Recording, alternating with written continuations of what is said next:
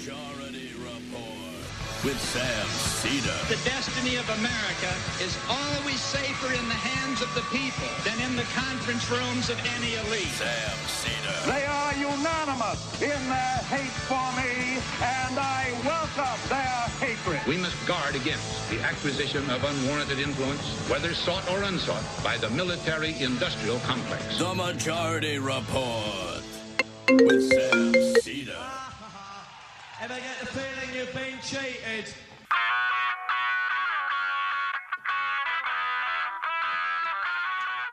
It is Thursday, February 4th, 2021. My name is Sam Seder. This is the 5-time award-winning Majority Report. We are broadcasting live steps from the industrially ravaged Gowanus Canal in the heartland of America, downtown Brooklyn, USA. On the program today, proprietor or author of BIG Substack and the book Goliath, the 100-Year War Between Monopoly Power and Democracy, fellow at the Open Markets Institute, Matt Stoller, and how monopolies are slowing the vaccine rollout. Meanwhile, resolutions passed, Democrats start process to pass the COVID relief bill as Mitt Romney proposes adding $3,000 per child to the package. Meanwhile, Democrats consider lowering the income threshold for already compromised $1,400 checks. And with Republicans sticking by both Liz Cheney and Marjorie Taylor Greene, Democrats to hold a floor vote on bumping Greene from her committees. Biden administration weighs sending masks to every American. Virginia looks to be headed to abolish its death penalty after 412 years. McKinsey Consultants settles for $573 million for its role in juicing opioid sales. And ICE has gone rogue as immigrant rights groups claim that ICE is physically forcing immigrants to sign self-deportation documents. Prosecutors can't find Kyle Rittenhouse as he has apparently violated the terms of his bond.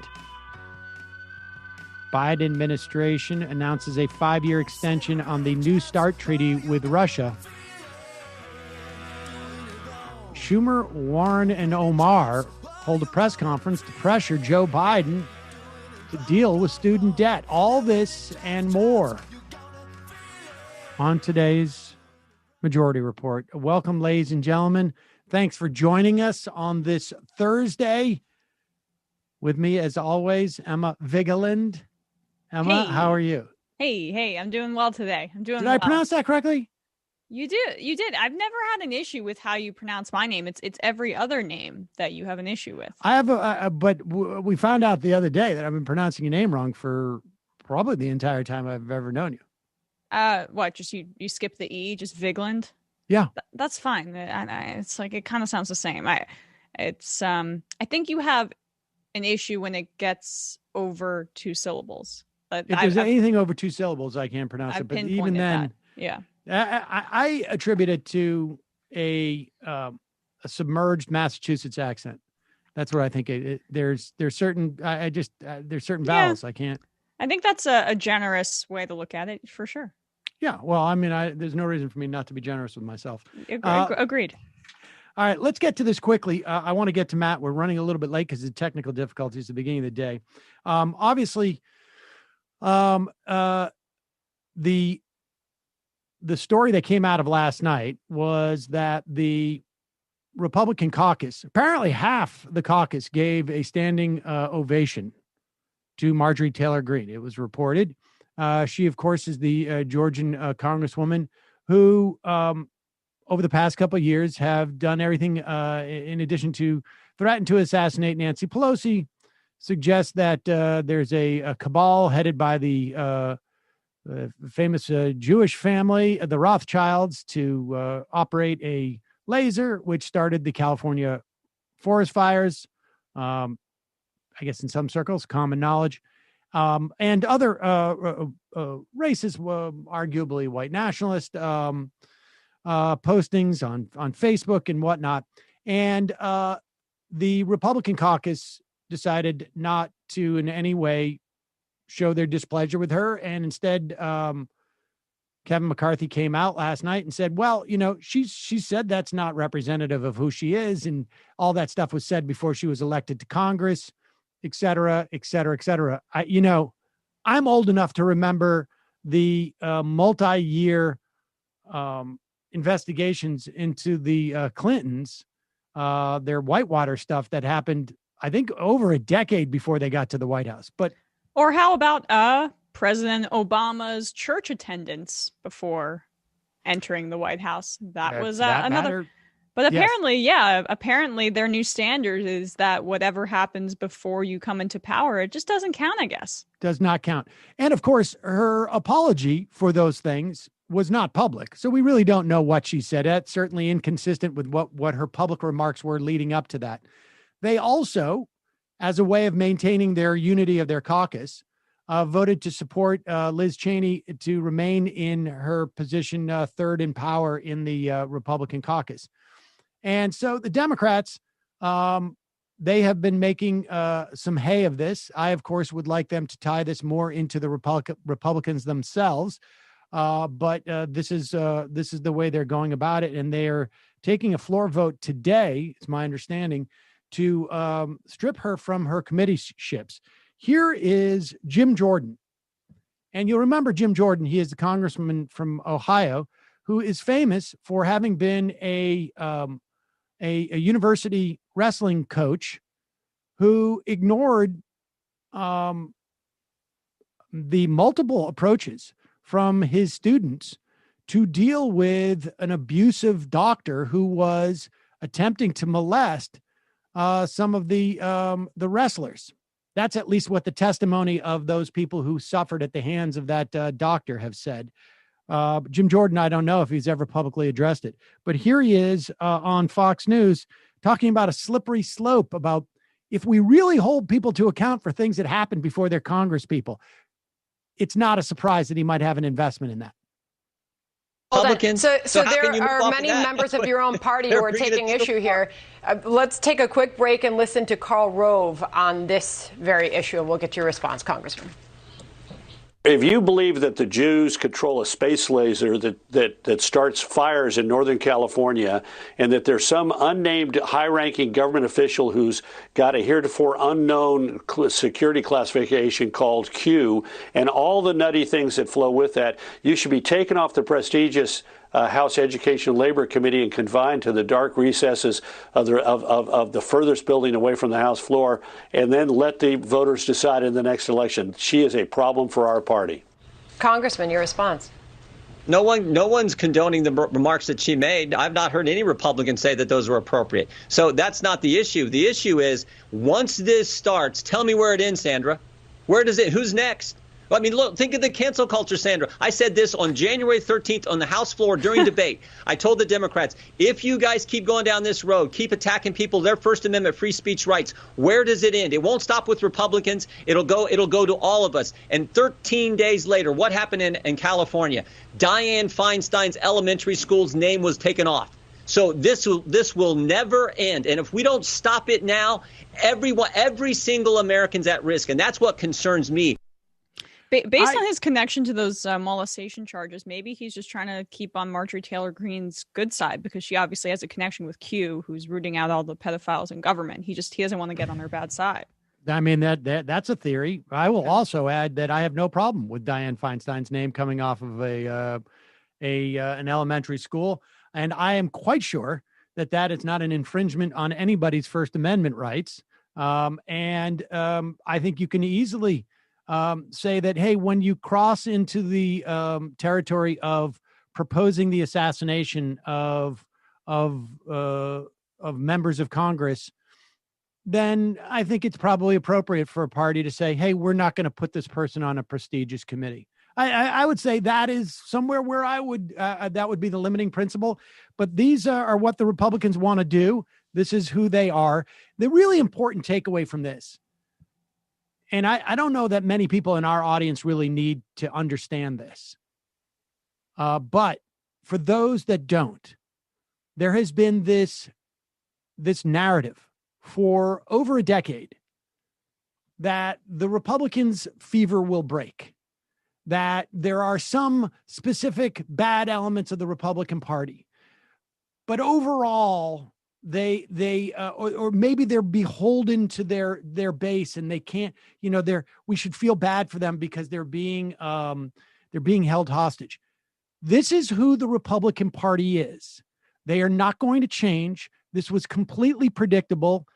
Even I wrote a book about this 15 years ago with Steve and Cheryl. It was supposed to be humorous, but the whole theme of it was, this is not your dad's Republican Party. And this is the trajectory they've been on. And you can see, you could hear it took a long time for the Never Trumpers to even accept the fact that, like, this was not a question of Trump is ruining their party. It's their party is growing Trumps, essentially. Exactly. I mean, and that was why the Lincoln Project was such an infuriating fantasy. And I have numbers to back this up. Axios poll, net favorability. Marjorie Taylor Greene has a +10 net favorability with Republicans and those leaning Republican. Liz Cheney, -28. Mitch McConnell, -15. Also Kevin McCarthy's +22. But both of those two in the House, McCarthy and Greene, have less name recognition. But those numbers indicate to me, as does all of our anecdotal evidence, the Trump QAnon wing, they've won the Civil War already. They are the dominant force in that party. The Karl Roves, who are already vile human beings and part of a war criminal administration, they're on their way out. It's getting more and more conspiratorial, more and more extreme, as evidenced by the fact that they gave Marjorie Taylor Greene a standing ovation at that closed-door meeting. Indeed. All right, let's take a quick break. And when we come back, we'll be talking to Matt Stoller about how monopolies are slowing our vaccine rollout. Hey, folks, one of our sponsors today, Ground News. Ground News is it's a first-of-a-kind news comparison app, which you can download totally free by going to ground.news/majority. Now, look, here's the bottom line. You've got all sorts of different media sources out there. They have, I don't know how hidden their agendas are, but they have slants on their news. We have a slant on our news here. We're just very explicit about it insofar as that, we're coming from a left perspective. But you got news outlets out there, big corporate news outlets, foreign news outlets. You don't necessarily know where they're coming from. The best way to get a sense of it is to compare them all on how, and I've mentioned this many times in the past, how they all approach a story. Ground News is the first ever app that gives you a crystal clear picture of how individual media corporations spin their news stories, present them, and based on how they're going about it. The app makes it clear if a story is being spun to a certain geopolitical narrative. For instance, you can compare Russian reporting to U.S. reporting compared to U.K. reporting. This is a good way for you and also for kids, and not young kids, but teenagers, to just get a sense of media literacy, understand how a story is approached from different angles, get a sense of what news outlets you should trust. Another powerful feature of Ground News app is its ability to show you blind spots in the news landscape. There are certain crucial news stories many of us don't get exposed to because it's just a reality. We live inside certain social media filter bubbles. Ground News is going to show you the stories that exist outside your bubble. Whole point of Ground News, make you more aware of these agendas that outlets are serving so you can be more mindful in the way that you consume your media. Download the Ground News app totally free by going to ground.news/majority. You can find the link in the episode description. Also, today's sponsor, BetterHelp Online Counseling. They're giving our audience 10% off their first month when you go to betterhelp.com/majority report. BetterHelp gives you access to your own fully licensed and accredited therapist via phone, chat, or video. A lot of therapists elsewhere have long wait lists. It can take you weeks or months to hook up with a therapist. When you sign up with BetterHelp, they match you with a therapist based on your specific needs. You'll be communicating with them in less than 24 hours. Look, very stressful time. Certainly not one that you want to go out and go into a therapist's office. Also, a lot of therapists are backed up. They have a lot of wait lists. The beauty of BetterHelp is that once BetterHelp connects you with a therapist, if you don't think it's a good fit, you can switch at any time for any reason, no additional charge. Like I said, they have thousands of licensed therapists from all over the country, so you don't have long wait lists. They also have therapists who have specialties that may not be available in your area. BetterHelp also tends to be more affordable than therapists you'd find through traditional means. You don't have to have insurance to go to BetterHelp. They have financial aid options for those who qualify. BetterHelp is giving everyone in our audience 10% off your first month when you go to betterhelp.com/Majority Report. That's BetterHelp, HELP.com/Majority Report. You can find the URL in the video description if you're watching this on YouTube, or in our podcast description on our podcast. Check it out. And don't forget, your support keeps this show going. You can become a member at jointhemajorityreport.com. Okay, I want to welcome back to the program, author of Goliath, The 100-Year War Between Monopoly Power and Democracy, a fellow at the Open Markets Institute, and the author, proprietor of one of the few, there's a couple that I subscribe to, newsletter, what they call Substacks, BIG, Matt Stoller. Matt, welcome to the program. Hey, thanks for having me. Matt, so there's a couple. Just to clarify so that I don't get anyone else in trouble. I'm actually at the American Economic Liberties Project now, not Open Markets. So, yeah. I'm sorry. Apologies. No. People get confused. Okay. And, congratulations on that move. From one random nonprofit to another. There you go.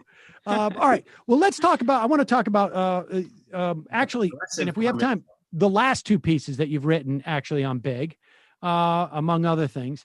But one of the stories of our problem with vaccinations is a failure to produce the amount that we need to have at this point. But the other story, and we can talk about that a little bit too, but the other story is we have a failure of actually getting the vaccines into people's arms at this point. Walk us through what the plan has been and why we have almost a natural experiment as to how monopolies have been hindering this. Yeah, I mean, first of all, I want to make it clear, the development of the vaccine was essentially miraculous. And so we have a vaccine in less than a year, which is astonishing. And that actually happened because of competition, because the government said, we're going to put 6 companies up and they're going to compete to develop vaccines. And there were pretty good contractual arrangements. So this is actually the development is actually a story of incredible, almost Apollo moon landing type of success. So let's not lose sight of that. I know it's easy to be like, everything is so bad because things are bad, but we should recognize that the competition policy set up by the government did actually work incredibly well. All right. Well, let's just stay on that for a moment too, so that we can just give the people a sense about it, because I agree with you. And it's also it's also a great story about government intervention, right. And setting up this market, if you will, I guess, this small market, and making sure that and providing the funding that really eliminated the risk for these different companies. Yeah, I mean the mRNA. The reason people don't look at it as a success is because it sort of violates the narrative, because it's both a joint Obama-Trump success. So everybody who hates Obama is can't admit that, and everybody who hates Trump can't admit, that. But the mRNA process, and I'm not a scientist, so I could butcher this, but the type of vaccine that we produced is a sort of novel type of technology that was funded by DARPA, which is a government agency in 2013-14, because of the SARS, as sort of one of the response to the SARS epidemic. And that technology has turned out to be incredibly useful in developing this vaccine. And then I think NIH and was helpful to developing the technology that Moderna used. And so the underpinning of the technology was government funded. And then when the government said, we're just going to set up markets. We're just going to structure markets for these vaccines. And so we're going to buy, I guess, 100 million doses from every company that makes vaccines if they're able to produce a workable vaccine that's safe. And a couple of them did. There were a couple failures, but a couple of them did. And having a guaranteed market is really important if you're a business, right? If the government just says, we're going to buy a bunch of stuff, then you know you have an end customer. That actually is the case with personal protective equipment as well. I mean, we didn't have the capacity to build personal protective equipment at the beginning of the pandemic. We do now, largely because domestic production, largely because they were selling into government stockpiles. So governments have this incredible capacity to structure markets, to finance research, to make sure that there's competition so people are spurred to innovate. And like, we shouldn't lose sight of what an unbelievable accomplishment these vaccines are. They're going to be useful for all other, and also the vaccine technology was sort of, I think, developed on top of a lot of technology that was developed to address HIV. There's a lot of government funding there, a lot of private innovation too. So we should just recognize that the development, we can do awesome things, and that's important to recognize. I think that's a huge point, because far too often we lose that narrative of what government can actually do. And we should just say it's the Pfizer and the Moderna that are our mRNA. The Johnson & Johnson is a different technology. AstraZeneca, I don't think it participated in these government programs. I think there's a couple others that are still sort of extant.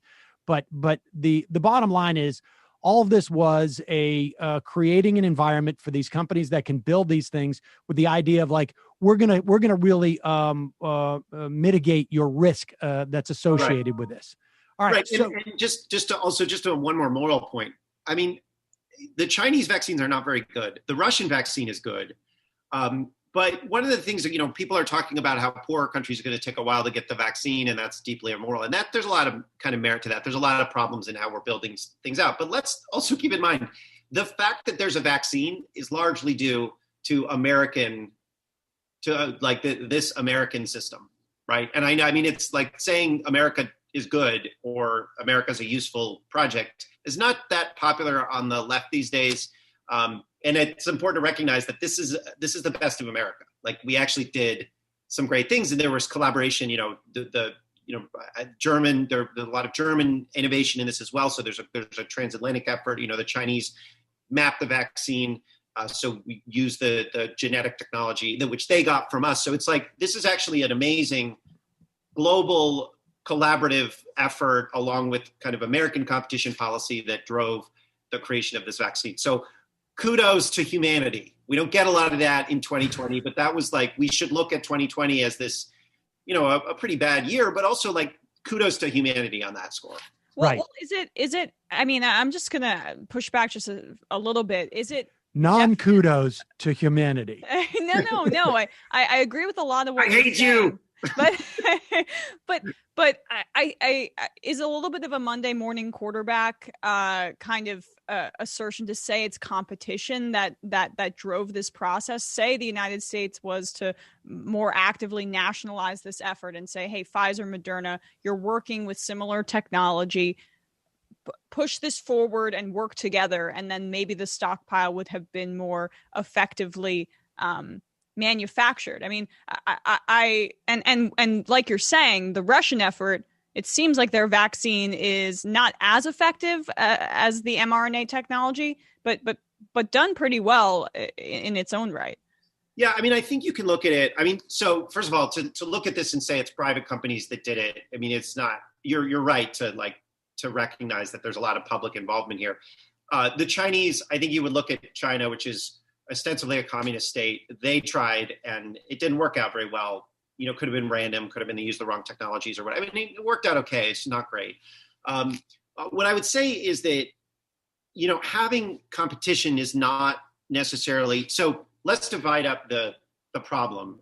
So the development of the vaccine is one thing, getting it, making sure it's safe. And then the manufacturing of that vaccine is a different thing. There are safety elements in the vaccine. So, for example, a lot of people these days are saying we need to open source the technology and just get rid of the patents and whatnot so that anybody can manufacture it. In fact, when you're producing a vaccine, starting a new production with a new company still requires significant amount of safety checks. So the bottleneck isn't necessarily the IP, just because vaccines are very hard to manufacture. But what I think you're pointing to is that we really should have a national, publicly owned and operated, or publicly owned, maybe it could be, we could do contract manufacturing like we did during World War II, but publicly owned vaccine production facility, right? And so you can have competition in certain parts of the market, but in some other areas where you want to have some slack that's not necessarily kind of efficient for private markets to handle, I think having a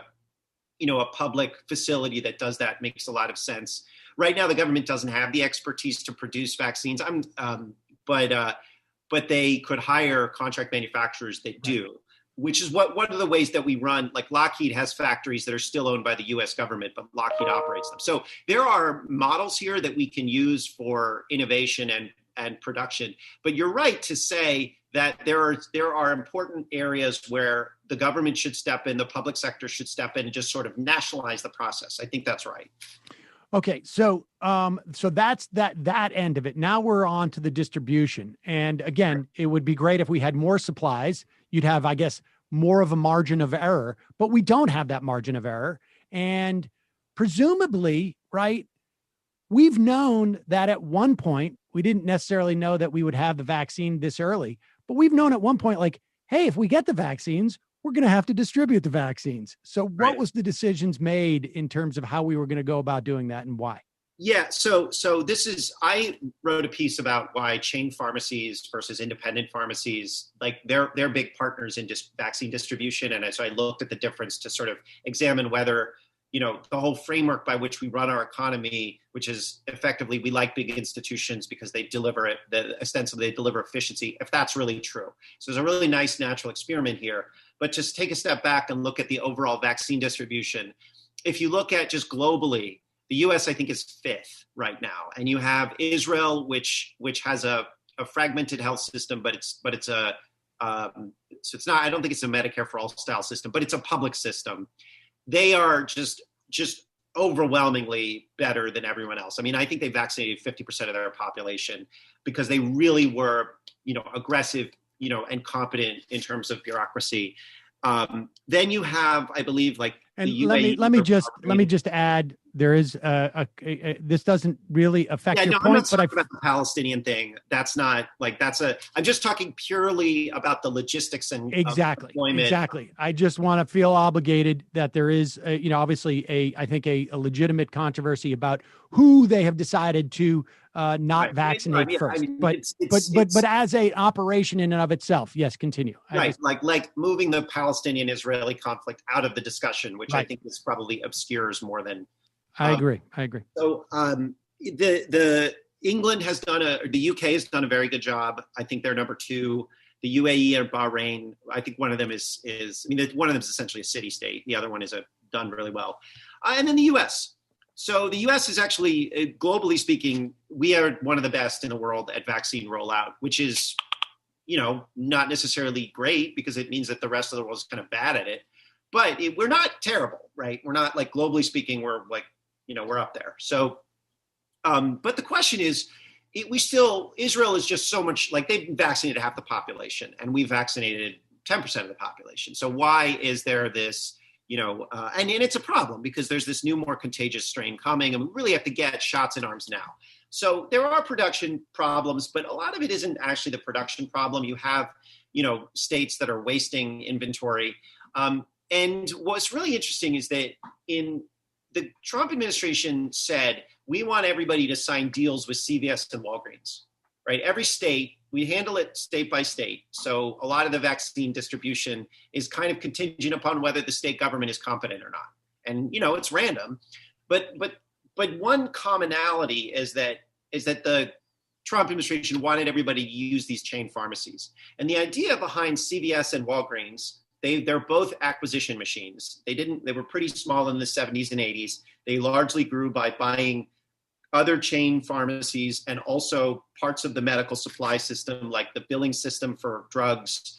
And I think Aetna, which is a large health insurer, now that's owned by CVS. So these are giant healthcare conglomerates. The reason they bought all of these they bought their way to dominance, and they were allowed to do that because our agencies that are supposed to enforce merger law, like the Federal Trade Commission and the DOJ Antitrust Division, which are the ones who give a thumbs up or thumbs down on a lot of these mergers, they said, okay, we like these mergers because we think that the combined entity will be more efficient.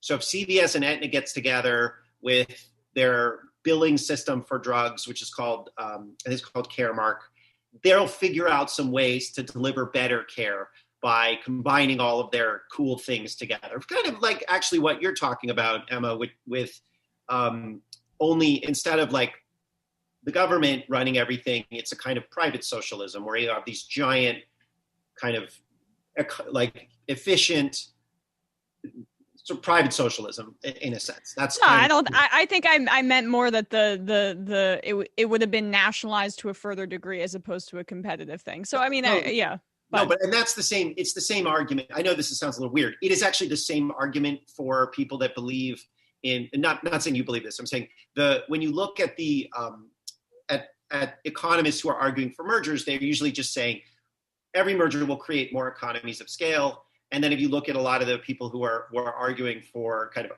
government ownership that means production, like traditionally, I'm saying back in the years ago, they'll make the same argument. They'll say, like Eugene Debs said this, we're economies of scale, natural monopolies, and all this. So it's the same argument. It's just that one group wants public ownership, the other group wants private ownership, and that's sort of the argument of why CVS is allowed to exist the way that it does, and Walgreens is the same thing. So what I looked at is, okay, well, is that true? Were there economies of scale in deploying the rollout of vaccines? Clearly in England with the National Health Service, which is a not just single payer, they actually own all the hospitals. It's been very effective. What about in the US? And there's one state that didn't use CVS and Walgreens at all, and this is West Virginia. And West Virginia just uses locally owned pharmacies. I think also, I think it's South Dakota. They don't actually allow, or now North or South Dakota, one of the Dakotas doesn't allow chain pharmacies at all. And so the state governments said, we will deliver our vaccine through locally owned pharmacies and that are usually owned by a pharmacist. And as it turns out, what happened is that it was a much better delivery system to go through the independently owned pharmacists, because the independently owned pharmacists were more flexible. They had relationships with the nursing homes where they were trying to, where people needed the vaccines immediately. They had more flexible information technology systems.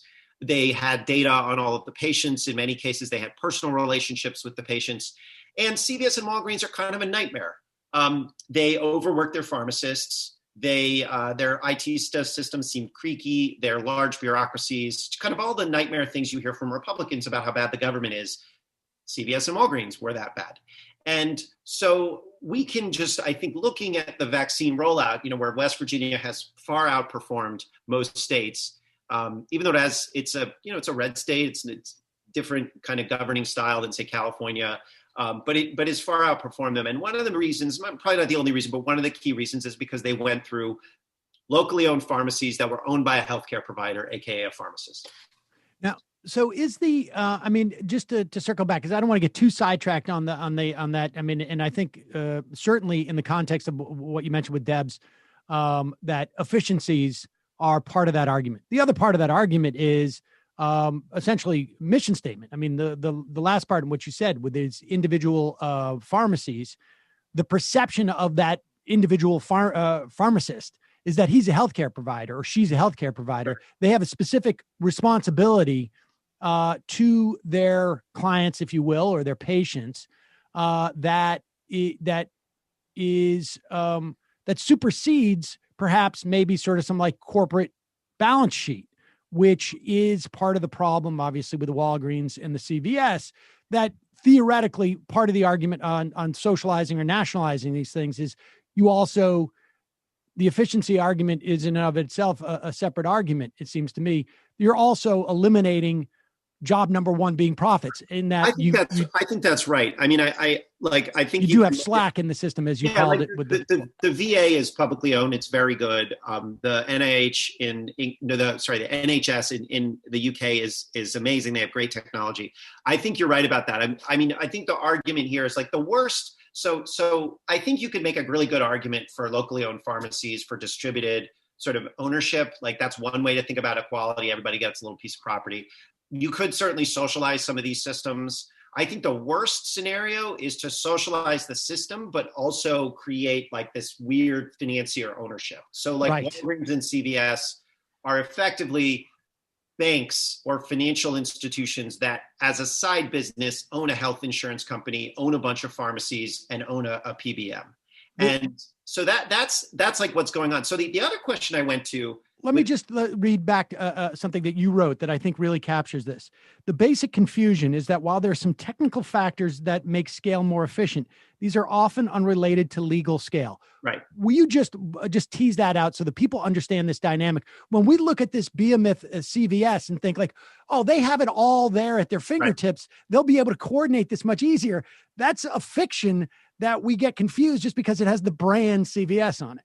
Yeah, no, this is a super important point. I'm really glad you brought that up. So, oftentimes people think about so the key problem here is economies of scale. And they'll say, well, having a big company doing, making steel or with a search engine or whatever, you need a big company to do all of this, right?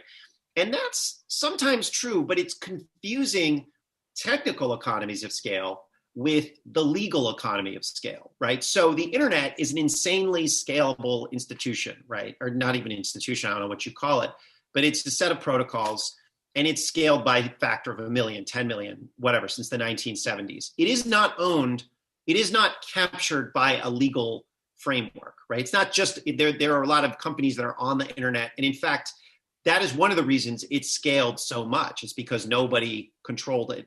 And so that's a technical scalability without the legal scale. And to break this down a little bit more, I mean, you could have like General Motors in the 80s was the biggest car company in the world.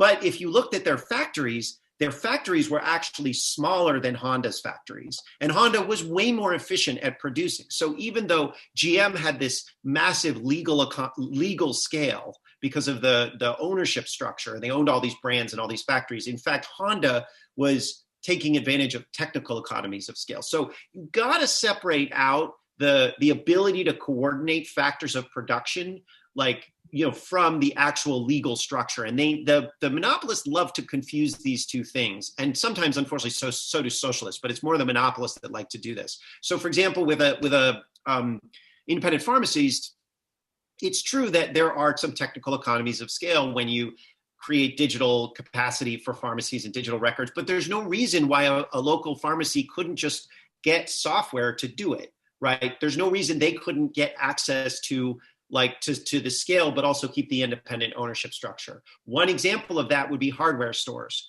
Hardware stores, you do have Lowe's and Home Depot, but you also have a lot of independently owned hardware stores. And there is they actually are part of a co-op, a buying co-op that gives them the economies of scale of a Lowe's or a Home Depot, but they then get to be independently owned. I forget what it's like the popular hardware store. Williams. It's not Williams, but yeah, there's a couple of them. All right. Yeah. And anyway, so that's the kind of the key point here. All right. I know that you have an out, but we started a little late. Do you have a little more time? Because I could go until 12:55. Okay. I would love to just also talk about, because you had another piece about the profit in political violence, as we're talking about, like there's obviously, people are getting demonetized on YouTube. People are getting pulled down on Facebook and this and that. And that has been an ongoing, I'm really curious your perspective on this. What do we do about this? Some people say nationalize some of these big things. I, for one, don't want the government to be in a position to have to make a decision about whose speech is appropriate or not, because then you start getting into actual legit First Amendment questions. Right. But we do have a problem with these massive entities pumping out fake information or violent information. I mean, so how do we deal with this? Yeah, no, I mean, you don't want to get into like a Chinese social media dystopia, right? By fusing the power of the state and power of these big tech platforms. And that's where we're headed. I mean, that's what I think you could look at some of the demonetization so there's two basic problems here that are related. what is the scale and market power of these media, these communication networks, YouTube, Facebook? I think you could probably you might be able to look at Twitter, but like basically these are governing, they have governing power. And they're effectively public utility style institutions, but they don't have a duty to offer equal terms of service. So they can just demonetize you, they can kick you off, you have no recourse, and they have no legal obligation here. So that's problem one. And you saw that, I think, when they kicked a bunch of conservatives off. You saw it even deeper when they did that to Parler. And so you can look at this and you can say, well, this is really scary because you have a small group of people, small number of firms that control who gets to speak online, which is basically who gets to speak, period. On the other hand, you have the fact that people were on Parler organizing violence. And so you don't want that, right? And this creates a dilemma that I think you're pointing to. And I think the answer is that, first of all, you have to make sure that everybody gets equal access to these systems, right? But equal access doesn't mean unvarnished access. If you are doing illegal things like engaged in fraud, incitement, intentional infliction of emotional distress, harassment, any number of other sort of traditional product liability, like just harmful behavior, you should be held accountable for that, especially if you're making money off of it. So the reason that that's not happening is because of a law called Section 230 of the Communications Decency Act, which says that if you are a platform, then none of those claims can apply to you. Now, if you got rid of that law, it's not that these platforms would be held accountable for all this stuff. It's that people could bring lawsuits and say, you are making money doing this thing or that thing or this other thing. And then they would have to defend themselves or they would have to change their business model. And that, to me, makes the most sense. It's just say, if you are making, nobody is like, oh, Verizon needs to get a hold of these riots, right? Because nobody blames Verizon or AT&T because they just deliver a neutral service, right, that you pay for. But Facebook and Google and Twitter are both delivering a communication service and they are manipulating you so they can sell advertising, which creates a different dynamic, but they are shielded like Verizon and AT&T, who are not manipulating you, they're just overcharging you. They are shielded from legal liability, and they should be, like what AT&T or Zoom, right? Like they're not responsible for what we're talking about. Same with AT&T. However, Facebook and Google and Twitter, YouTube are making money off of what we talk about and are manipulating us, so they shouldn't get immunity. And we need to develop new legal doctrine to say, when you're making money from something, you're kind of liable for it, like distributor of books, not the publisher of books. Like that's the legal doctrine that we need to develop. And we need to say, if you're doing illegal things, you get equal unaccess to all these platforms, but these are public choices. They're not made in the Silicon Valley boardrooms. They're made in U.S. courtrooms where everyone gets access. Well, Matt, I just wanted to reiterate, just to make that absolutely clear. When we talk about stuff on Zoom, we could be talking about really boring, dry stuff or super titillating stuff. Zoom does not make any more money one way or another. Correct. But if we do this on Facebook, if we're doing this on YouTube, YouTube's going to make more money if we are more sensationalist or going in certain directions and whatnot, and they're going to develop their algorithm to enhance that. And they're also going to control it. So they're going to ban certain things and they're going to demonetize certain things. So they're manipulating our conversations in some fashion or another for profit. That's the bottom line. Emma, go ahead. I'm sorry. Yeah, no, it's fine. That's a good clarification because I think, Matt, the Section 230 point, it addresses one leg of it, right? Which is like the aggrievement presented by conservatives as particularly right now, which I don't think is fully unfounded, that without any kind of oversight, they can be kicked off of these platforms. But the other bigger section, and I think the more consequential one that I think of is just obviously the dissemination of mass disinformation that is a massive problem that I had kind of poo-pooed in years past, but clearly resulted in something like what we're seeing. And so I feel like antitrust could be the only way to actually address that, and that might be the second leg of it. Is that something you agree with? I totally agree with that, and I also think that if you look at something like you can very much see the distinction between, because there's anti-monopoly policy, and Section 230 gives platforms a competitive advantage over institutions, media institutions that have to be held accountable for what they're doing. So, for example, I don't know if you saw this, but there was the MyPillow guy was on Newsmax and was talking the other day. Are you kidding? Of course. Did we see that? Did we see that? Yes. So, anyway, did you see? I'm sorry. I don't know how to turn these things off on my machine. I'm sorry about that. The MyPillow guy was saying, about the voting machines, and they basically didn't let him talk. The reason for that is because they're facing a defamation suit from Dominion Voting. Defamation is a restriction on speech, but it's a restriction on speech that we tolerate because we recognize that injuring people by intentionally lying to damage their reputation should be illegal. Now, so you saw that Newsmax stopped it, wouldn't put it out anymore. If we said, okay, Facebook, I'm sorry, I'm really gonna have to jump. Okay. If we said Facebook was liable for that, they would change their behavior pretty dramatically. So that's the distinction. Exactly. All right. Well, Matt Stoller, we will pick up this conversation at another time. Folks should check out your Substack, BIG. We'll put a link to that, and of course, your book, Goliath. Thanks so much for your time today. Really appreciate it. Hey, thanks a lot. Bye. Sorry about that, folks. We had a little technical difficulties at the beginning of the show. Went a little bit shorter with Matt than we had hoped. All right, we're going to take a quick break. When we come back, we will talk about a couple of these big stories.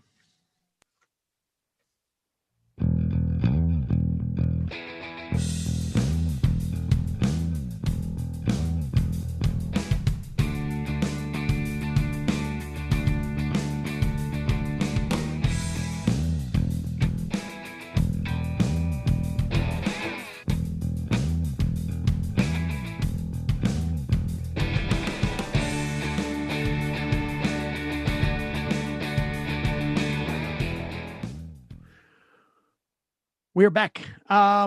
So one of the stories that has come out right now, what has to happen with the reconciliation process is that certain resolutions are passed in each chamber, which allows the committees to begin to fashion their portion of this big bill that hopefully will be about $1.9 trillion. I would be happy if it was $2.5 trillion, to be honest with you, but that is probably not in the cards. I think $1.9 trillion is going to be the ceiling for this, most likely.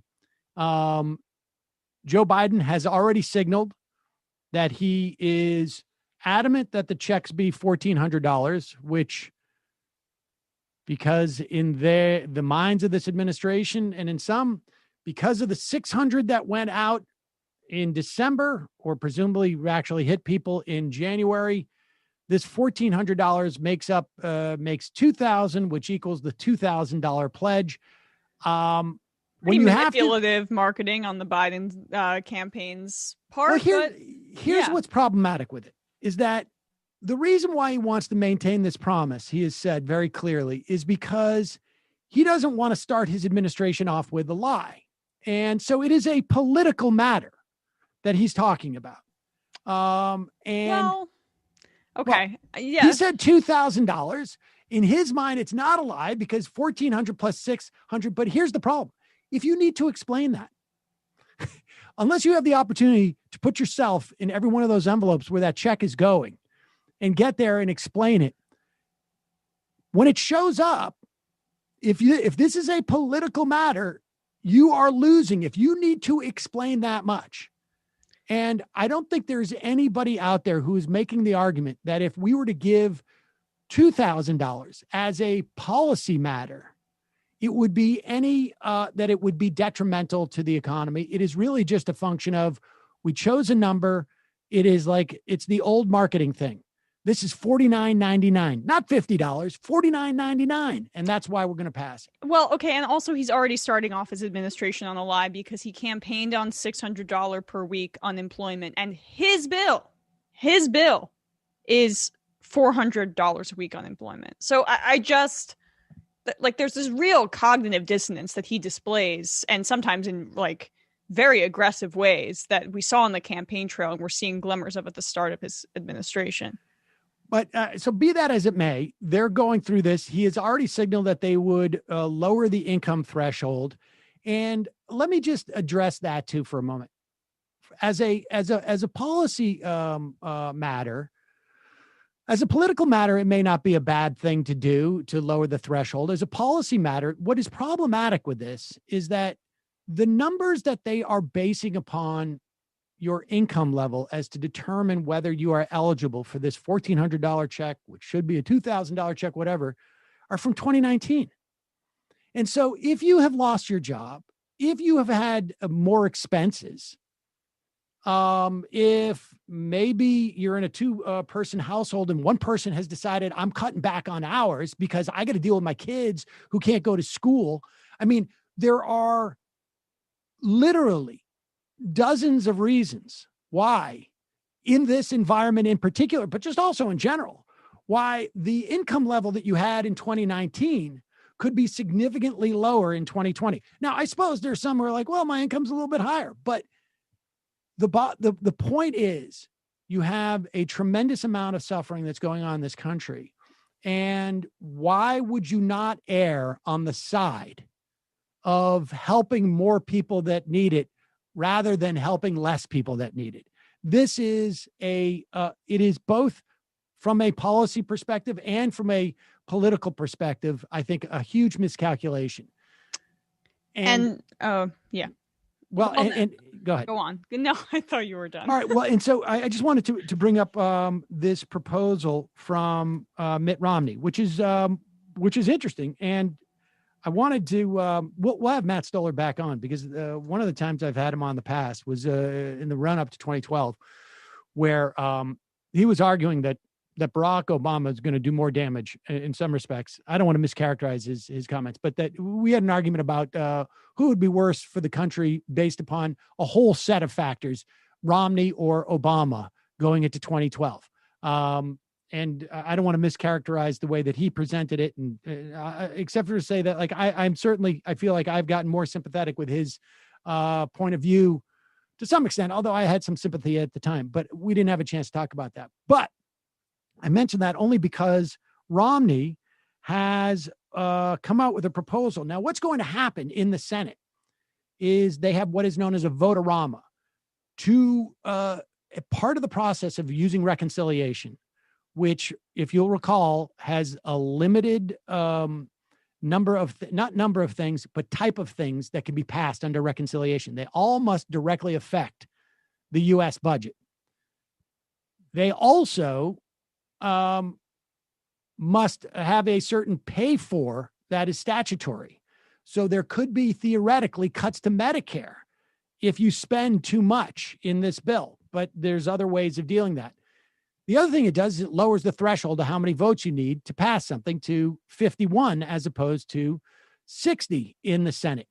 But it also calls for the allowance of multiple amendments that must be voted on to be attached to the bill. And you're going to see the Republicans bring up dozens of these amendments so that they can challenge Democrats running for the Senate in the next 2 or 4 years.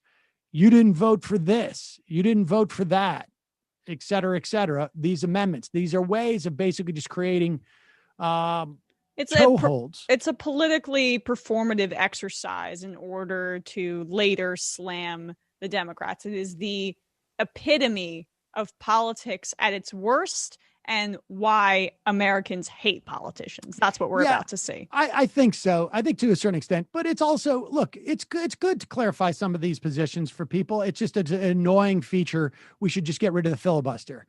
And Democrats do it too. This is part of the politics. But I agree. I think it stinks. But Mitt Romney is going to offer a legit amendment during this process that is worth discussing. And that is a proposal, and let me pull it up here, to offer each child in the country, and I think it phases out at like $200,000.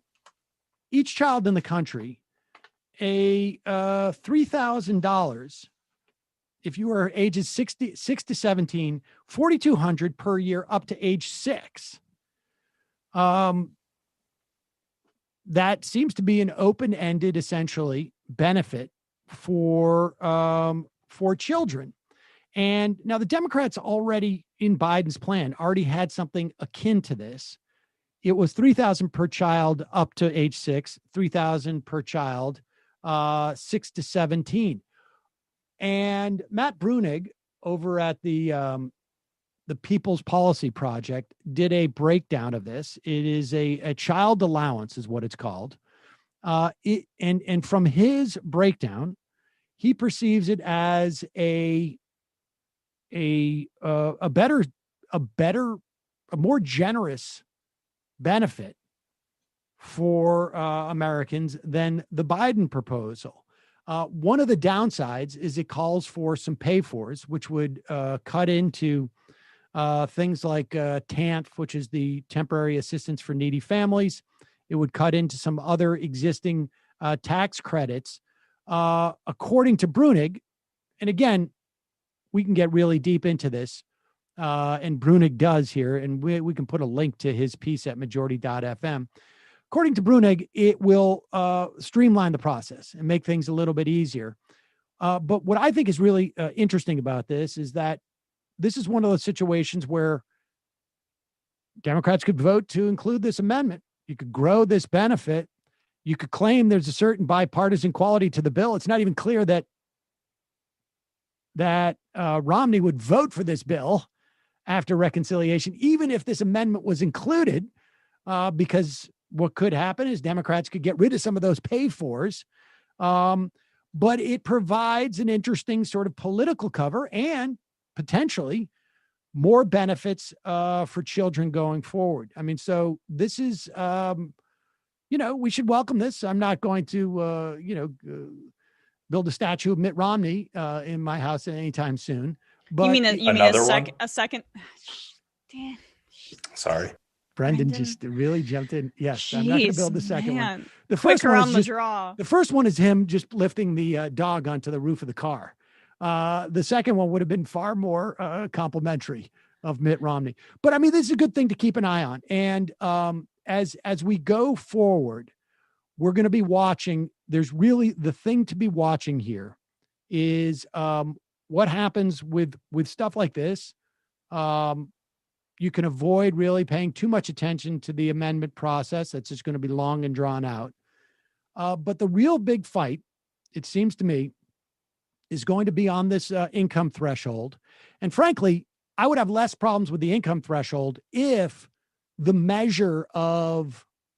didn't have to rely on 2019 measure of what that income threshold was, because that's where I think you're going to get, where people are going to get really hurt, frankly.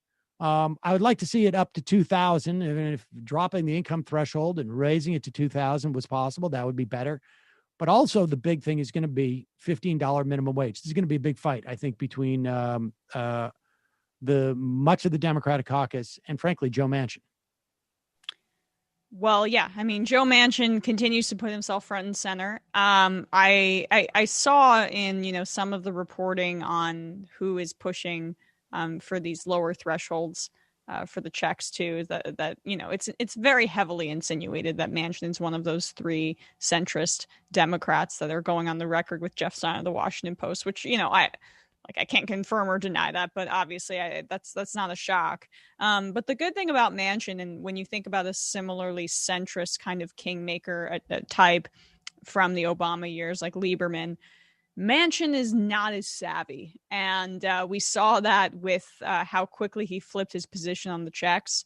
So there is a silver lining in that. I think Manchin is more open to manipulation and goodies than perhaps others in the past. I think we can talk more about this, but Ron Grimm has a piece at The Intercept, and his argument is that at the very least, regardless of where they are ideologically situated, as a political matter, they learned from 2009. They learned if you're going to do this stuff, I would make it the equivalent of like, if you're going to cross the street at a busy intersection, don't stop 15 feet in and hesitate. You either go or you don't go. And if you're going to go, go, because you're going to pay the political price the political price is going to be much steeper. And there's a real sense that Democrats understand this time what needs to be done, at least to a certain extent as a bare minimum, and more importantly, how quickly it needs to be done. Don't hesitate. Go and do it. Even if you and I might think it's insufficient, the idea that they're going to do this and they're not going to diddle around and try and get, 10 votes from people they're never going to get them for is a positive. All right. That's it for us today. Again, reminder, if you missed any part of this program, check it out on the Choice channel, the Peacock app. We replay at 5 p.m. and 10 p.m. You can check it out there. We will see you tomorrow. And then for the rest of you, we will see you now, actually.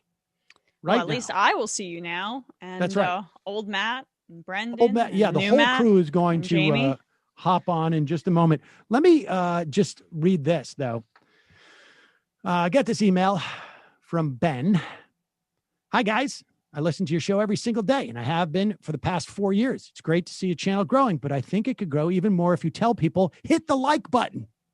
Oh, yeah. I'm deadly serious. Deadly serious. I watch your show every day, sometimes the whole thing, sometimes clips. I've probably watched over 1,000 of your videos, and yet I think I've clicked the like button maybe 3 times. Use people like me. We need to be reminded. You need to be told every day to hit the like button. It's one of the few actionable things we as fans can do to increase your influence on YouTube. Channels I've witnessed grow the fastest constantly ask people to hit the like button for the YouTube algorithm. It's almost obnoxious sometimes, but we get it. And we do it because we are your supporters. Hit the like button. Hit the like button. Hit the like button. Comment, subscribe. Let me know your thoughts. And I genuinely want to hear them. It's not for the algorithm. It's because I want to hear all your thoughts and read all of the comments. I am very bad at reminding people to hit the like button or to super chat or to do any of those things. So I will endeavor to do it at least like once or twice a week. That's what the YouTubers say, Sam. You got to go like all the cool YouTubers that probably your daughter likes, like smash that like button. Yeah. Hey, folks, smash the like button. Let's do this. Come on. All right. That is my favorite thing, though, of how YouTubers like genuinely are like, comment. Let me know your thoughts. Based on my thesis presented here, it's very it's in earnest, and it's really just for the algorithm. What I associate it with, just because of the years that Milo was watching like tutorials, they all start off with, "Hey guys." That's my big thing. Folks, just remember, you can support this program by becoming a member at jointhemajorityreport.com. When you do, you get the show, you support the free show, you get it free of commercials, and you get extra content nearly every single day. So check that out. Don't forget, justcoffee.coop, fair trade coffee, tea, or chocolate. Use the coupon code majority, get 10% off. And AM Quickie, you get 7 minutes headlines every morning in your podcast app, whatever it is, or you can find it on the Majority Report app at majorityapp.com, totally free app, et cetera, et cetera, et cetera. Hit the like button. Jamie, what's happening on the Antifada? Hello. Well, this week on the Antifada, Sean speaks with political economist Jason Smith, author of the book Smart Machines and Service Work, Automation in an Age of Stagnation. Kind of a nice continuation of our episode with Aaron Bananov, if you guys listened to that. They talk about the source of America's morbid symptoms the last 12 to 40 years. How can it be that these fictitious tech companies seem to be so profitable while the real economy is so depressed? What is service work really, and how does it fit into the schema of capitalist production? Finally, what's the future of work? That's out now for everyone to listen to. Tomorrow is Friday, and they are putting out a bonus episode with Jason Smith as well on the end of Trump and the GameStop stunt. Also, we will be, some of us are going to be on vacation next week, but we got some good stuff for you regardless. If you didn't watch last night, our Twitch with Kenzo Shibata was very informative about what's going on with the teachers in Chicago. And I will be putting out another Twitch interview as a podcast next week, where we had on my friend Kay Gabriel from New York City DSA, as well as the Emerge Caucus and the Defund campaign. defend defund from a communist perspective, because believe it or not, we've had on some ultra leftists in recent weeks who were critical of it from the left. So I thought that we needed to be a little fair and balanced there. So that's all going to be in our podcast feed, patreon.com/theantifada. Old Matt, what's happening on Doomed these days? Hey guys, tonight on Doomed, on the live stream, youtube.com/Matt Binder, I am having Andre Demise on the show of McLean's, and we're going to be talking about the whole GameStop stock thing. That is going to be quite the, we're now over a week out from that, and things have changed a bit in terms of how the GameStop stock is doing. But we'll dive into that. youtube.com/Matt Binder, and shortly after that, probably tomorrow, that interview will be up on the podcast at doomedpod.com. So go to youtube.com/Matt Binder, hit that subscribe button, hit that like button, and do all that stuff, and you won't miss it tonight. Oh, love Andre Demise. New Matt, what's happening on the Matt Leckian media empire? Tonight on Left Reckoning, we will also be hosting Kenzo Shibata to talk about the Chicago teachers strike, and we'll also have Edward Angueso Jr., who was on this show last week. We're going to have him talk to us about this Section 230 stuff and the politics behind it, and because he is one of the best at breaking down issues of tech that I've found. I'm curious his take on it. It's interesting to see the different. We've had, we had that person from EFF on here defending 230. Right. And I am more inclined to, get rid of it totally, but to certainly amend it. It's very tort of you. It's very, very, it fits into your kind of, Well, yeah, that's, that was litigation. the example actually that Stoller was using. Was the sort of the legal implications. Yes. For me, I think you get rid of the profit motive on behalf of these companies to push this type of stuff. And it tends to go away in our system. Right. To regulate around that, but patreon.com/Left Reckoning tonight, folks. All right, folks. 646-257-3920. Oh, and Nomi has David Dayen on, so you can check it out. The Nomi Key Show. You can find it on youtube.com/The Nomi Key Show or twitch.tv _Nomi_Key_show. So check that out. It's that simple. It's that simple. 646-257-30. She said the _Nomi Key _Const yesterday. That's not right? I don't think that's right. She doesn't even know the own name of her show. But David Dayen's on there today. Okay. Check that out. Imagine he's going to give an update on the 100-day agenda, although I'm not 100% sure. See you if these guys will see you in just a moment. I will see you tomorrow.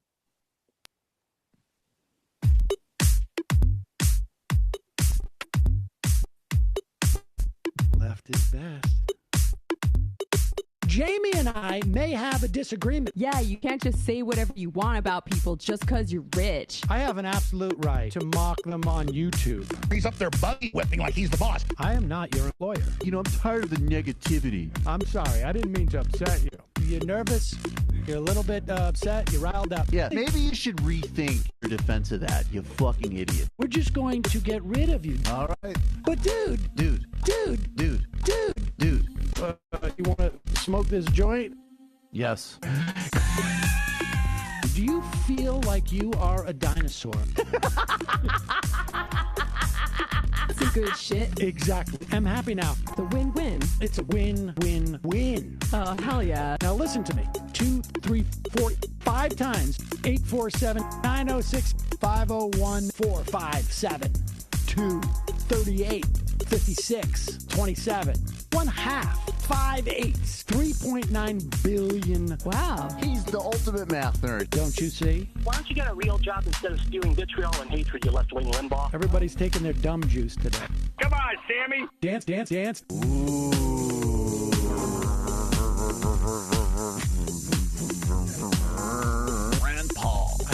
first post-coital scene with a woman. I'm hoping to add more moves to my repertoire. All I have is the dip and the swirl. Fine, we can double dip. Yes, this is a perfect moment. No. Wait, what? You make under $1 million a year. You're scum. You're nothing. Excuse me? Fuck you, you fucking liberal elite. I think you belong in jail. Thank you for saying that, Sam. You're a horrible, despicable person. All right, gonna take a quick break. I want to take a moment to talk to some of the libertarians out there.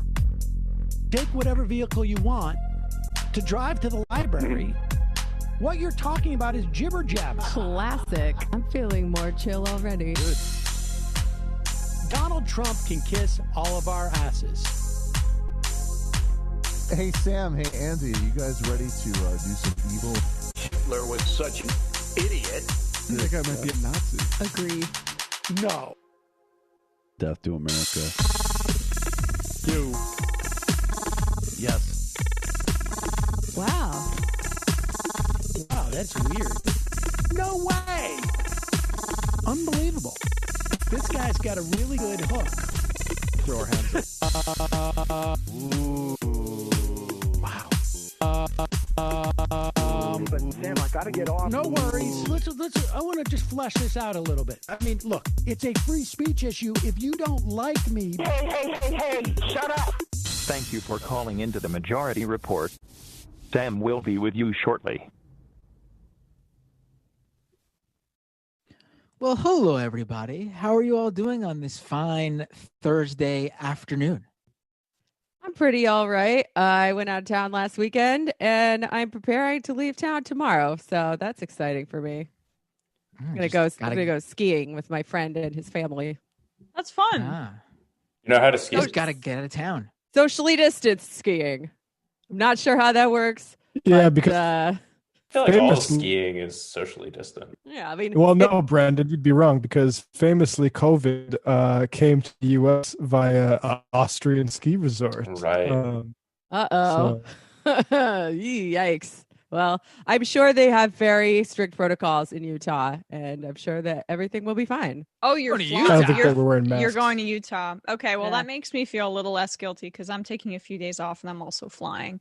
I have like very intense anxiety and guilt about it. Like I'm gonna, catch COVID, but I'm double masking and face shielding. And it's just me and my boyfriend going somewhere. It's Airbnb. And we're gonna just, cook the whole time, not even eat out. Cause we're going to Florida. I don't trust anybody there. There's a number of studies out now that shows that like flights of a certain distance, at least under transcontinental flights, are not big risks if people are wearing masks and following protocols. Yeah, that aren't from airlines either. I went Delta because they're apparently the only airline that's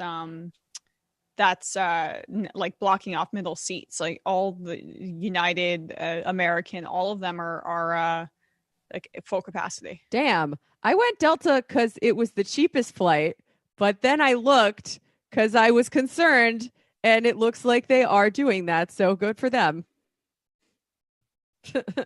My mom's so mad that I'm taking a plane, but she can't say anything to me because she's in Spain right now. So that's where her boyfriend is. So Did she get there a boat? Yeah, she swam there. She's very physically fit boomer. That's amazing. Being there must be awesome right now. Jeez, being anywhere really must be awesome right now. Anywhere but inside my apartment where I don't leave typically. All right. Getting hey, dark Matt and with Brendan. it. How you guys doing here in New York? #1 city in the world. Hell yeah. If you don't like it, then get out. Well, that's what you guys are doing. You're getting out of here. Okay. Well, what I did, by the way, too, is I was supposed to go on a trip last year, and then we were supposed to fly out the day after Trump declared a national emergency, and so I just had to like eat a bunch of money and cancel everything. But I rebooked it for this time last year, and I was like, I'm not eating more money on this. Like I'm not doing it because I was able to transfer some of it. But I digress. Wait, they wouldn't give you your money back because of the pandemic? Like I could luckily I was Delta there too, but I could reschedule flights with a waiver, but it expired basically within a year. And so I didn't want to lose. I lost money on the hotel from when I was going to go before. And then I really, yeah. I would have done a chargeback fully. I mean, I would have taken advantage of my credit card protections. And I was going to go to Puerto Rico, and I just didn't feel like going outside the continental U.S. I was going to go to Puerto Rico too, right before COVID hit. Yeah. Is this a travel show now? I will make it there someday. I want to see the bioluminescent bay. Anyway, maybe we should play some of these clips, or we can keep talking about travel. That's fine too. Yeah, let's just keep talking about traveling during the pandemic. Let's keep at that. Yeah, let's. Oh my God, we're so canceled. We just canceled ourselves. This is what happens. I mean, please speak for yourself. I'm not canceled. This is what happens. I was having technical difficulties myself today because my body didn't want to boot up. So that's my excuse if anything I say is dumb. But yeah, I'm regretting revealing that I'm flying because now I'm canceled, I guess. Folks, if you'd like to support someone who believes in the pandemic, go to patreon.com/Matt Binder. And oh my God. Well, I don't have a good transition for this, but let's just do it. Let's dunk on Bloomberg. Is that what we're going to do? Let's just do it. Yes. You read my mind. So go for it, Jamie. New York's former God Emperor Mike Bloomberg recently weighed in on school reopenings. And what do you know? He's found a sudden wellspring of empathy, and he wants to know, teachers, adults, won't somebody please think of the children? President Biden wants to open schools, and he's already getting pushback. What's your take on that? Well, I think that what we're doing to poor kids is a disgrace. These poor kids are not in school. They will never recover from this, and they had a bad education experience anyways. We have not had good schools for poor kids, and this now is just so much worse. The president has to stand up to the unions. The teachers' unions? Teachers, yes, the teachers' unions. You know, the teachers say, well, I don't want to go back because it's dangerous. We have a lot of city and state and federal employees who run risks. That's part of the job. You run risks to help America, to help your state, to help your city, to help your family. And there's just no reason not to have the schools open. The virtual classes are a joke. It is worse than a joke. Poor people don't have iPads, they don't have Wi-Fi, they don't have somebody at home to sit during the day and force the child to pay attention. And without that, the virtual learning just does not exist. And the teachers' unions you see in Chicago and in New York, we've had problems. It's time for Joe Biden to stand up and say, the kids are the most important things, important players here. And the teachers just are going to have to suck it up and stand up and provide an education. Otherwise, these kids have no chance whatsoever, Stephanie. It is a disaster what's happening to them. He is such a vile piece of shit. And yeah, I'm sure he's very concerned about the children and not, just his constant obsession with for-profit schooling and the fact that, teachers may have some sort of voice and are standing up against the powerful.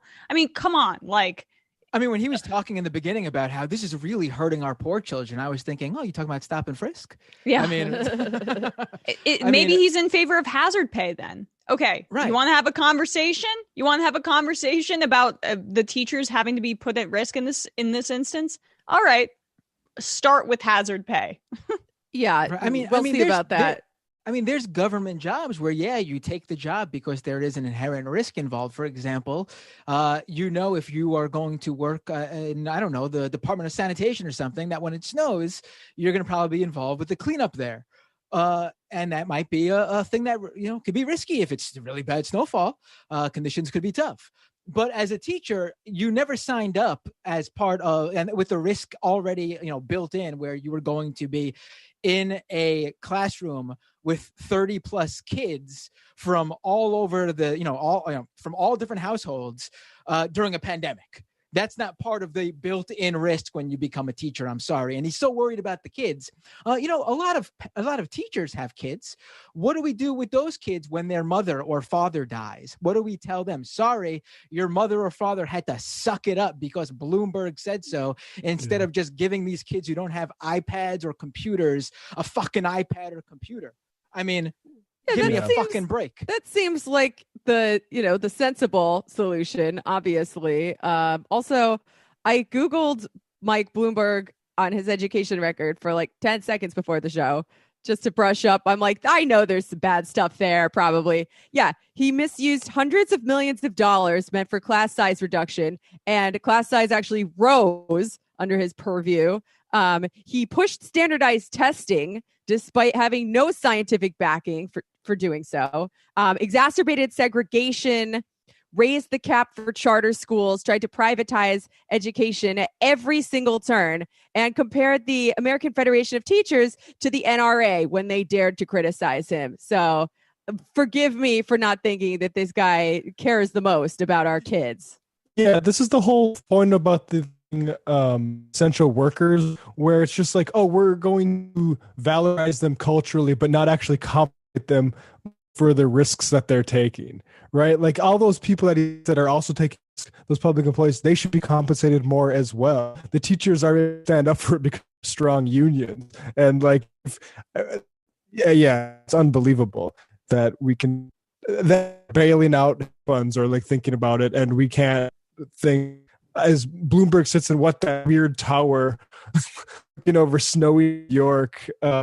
Just ridiculous. I mean, how much do they think this communicates to people?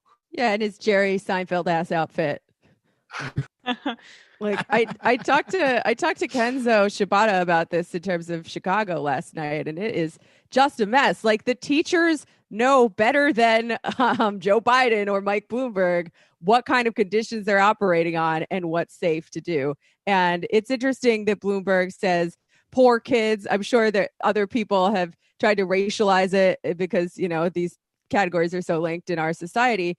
Kenzo tells me the majority of Black and brown kids, which is a majority at the school where he teaches, their families don't want them to go back to school for in-person learning because it's more dangerous if you are in a poor, economically disadvantaged and or minority family, because your family is more likely to die of COVID because of medical racism, because of money disparities, all these different things. What they do if a kid is having symptoms of COVID in this particular school is they put them on a stage in the auditorium surrounded by tubes and ET looking shit. And it's genuinely traumatic for the small kids. This is not a good situation for the teachers or the students, which is why the teachers in Chicago are, they're flexing their muscles. They're threatening to go out. We don't know yet what's going to happen. There's a 2-day cool down period right now, after which they might go on strike. But I will put a link to the mutual aid fund for Chicago teachers in this episode description if anyone wants to help them out.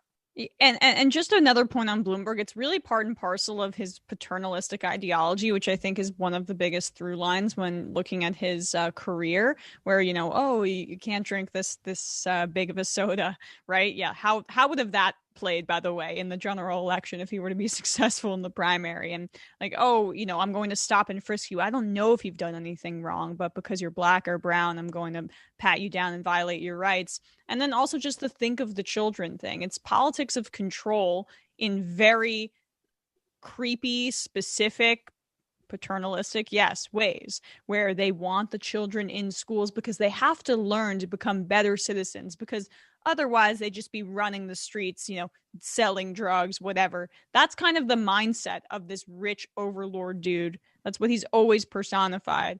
And then obviously cracking down on unions. That's a big part of it. He wants to be the kingmaker, and he wants this society to be this place of intense control from top down. Yep. Well, he would know, Emma. He's the king. Look at him. I mean, clearly I know what's best for you. Don't pretend like you know your own mind, Emma. Whoa, come on, guys. Michael Bloomberg won American Samoa in the primaries. Put some respect on that name. Sorry, yeah, I forgot. I mean, for a second, I was swept up in Jamie's imitation because it's a lot more charismatic than that stiff of. I'll try to work on that. Michael and I, when we would do Bloomberg back in the day, we turned him into like over the top, like Mickey Mouse sounding character. It was like, what do you want, you slobs? It's me, Michael Bloomberg. I don't know how it became that. I think we started actually doing, if I recall, I think it started, we were actually trying to do a real Bloomberg, but then little by little, our voices just would get higher pitched and higher pitched each consecutive time we did it, to the point where we just completely accepted the fact that that's how he sounds. Well, that's Bloomberg on coke. Yeah. It would be more fun than the way that he actually is. At least then, I could get some entertainment from this guy who's oppressing, dominating me. And instead, it's just like the utter banality of evil, Just can't stop thinking about that weird play that he made all his employees be in, where he was like, I'll tell you where I'm going. I'll make the whole country behave. Well, how'd that go for you? Well, I got two Bloombergs that I'll always remember. One is when he was describing the crackdown on the Occupy Wall Street encampment in Zuccotti Park. And he basically was like, bang, bang, bang, and we took them all out, or something like that. And then my another favorite is when he literally called the NYPD my own personal army. Oh my God. Yeah. Somebody stop him. Stop this man. If you needed more evidence that we shouldn't have billionaires, you're freaking looking at it. I mean, just imagine though, being that rich, it's like, he's very, very rich for a very long time, well before he decided to get into throw his hat into politics, and wanting to run for mayor. I know it's mayor of New York City, but still, imagine being that wealthy and wanting to run for mayor. Like, I think there's something ingrained in you where you just want like to be an authoritarian, or just like to just rule over people. Like, 100%. You don't need to do that. You don't need to do that. And he's not even an authoritarian in the way, like, whatever, right wingers are. He's like the exact kind of authoritarian that's designed to turn off voters too, because it's about like the little things in your life, like the cigarettes that you smoke, the soda that you drink, and just like getting into people's lives and monitoring them. I mean, he's like the worst kid that you were in classes with. That's who he is. I can assure you, nothing bothered me more than when he tried to regulate my big gulps. From our cold, dead hands. Maybe we are guys, like the NRA. Yeah, I like that. That National Refreshment Association. Right. Exactly. Right. We got to fight for our right to big gulp. Do you guys want to get to another clip? Oh, there's. Do you have that clip that I threw in the chat there, Brendan? So right now, I mean, we don't have the clip yet because I think she's either still going on or just went on. Marjorie Taylor Greene is out there talking about how she believes in 9/11 happening now. Oh, good! Congrats! Yay! I believe the phrase she used too was really over the top. Something like those people who made me believe this stuff. Like, she tried to. I was allowed to believe it, I think, or something like that. I was allowed to believe it, right? Like, she's completely an inanimate object who has no power or control over her own brain. She was allowed to believe something. But anyway, as the QAnon congresswoman is out there denouncing QAnon for, I don't even know how many times she's done this.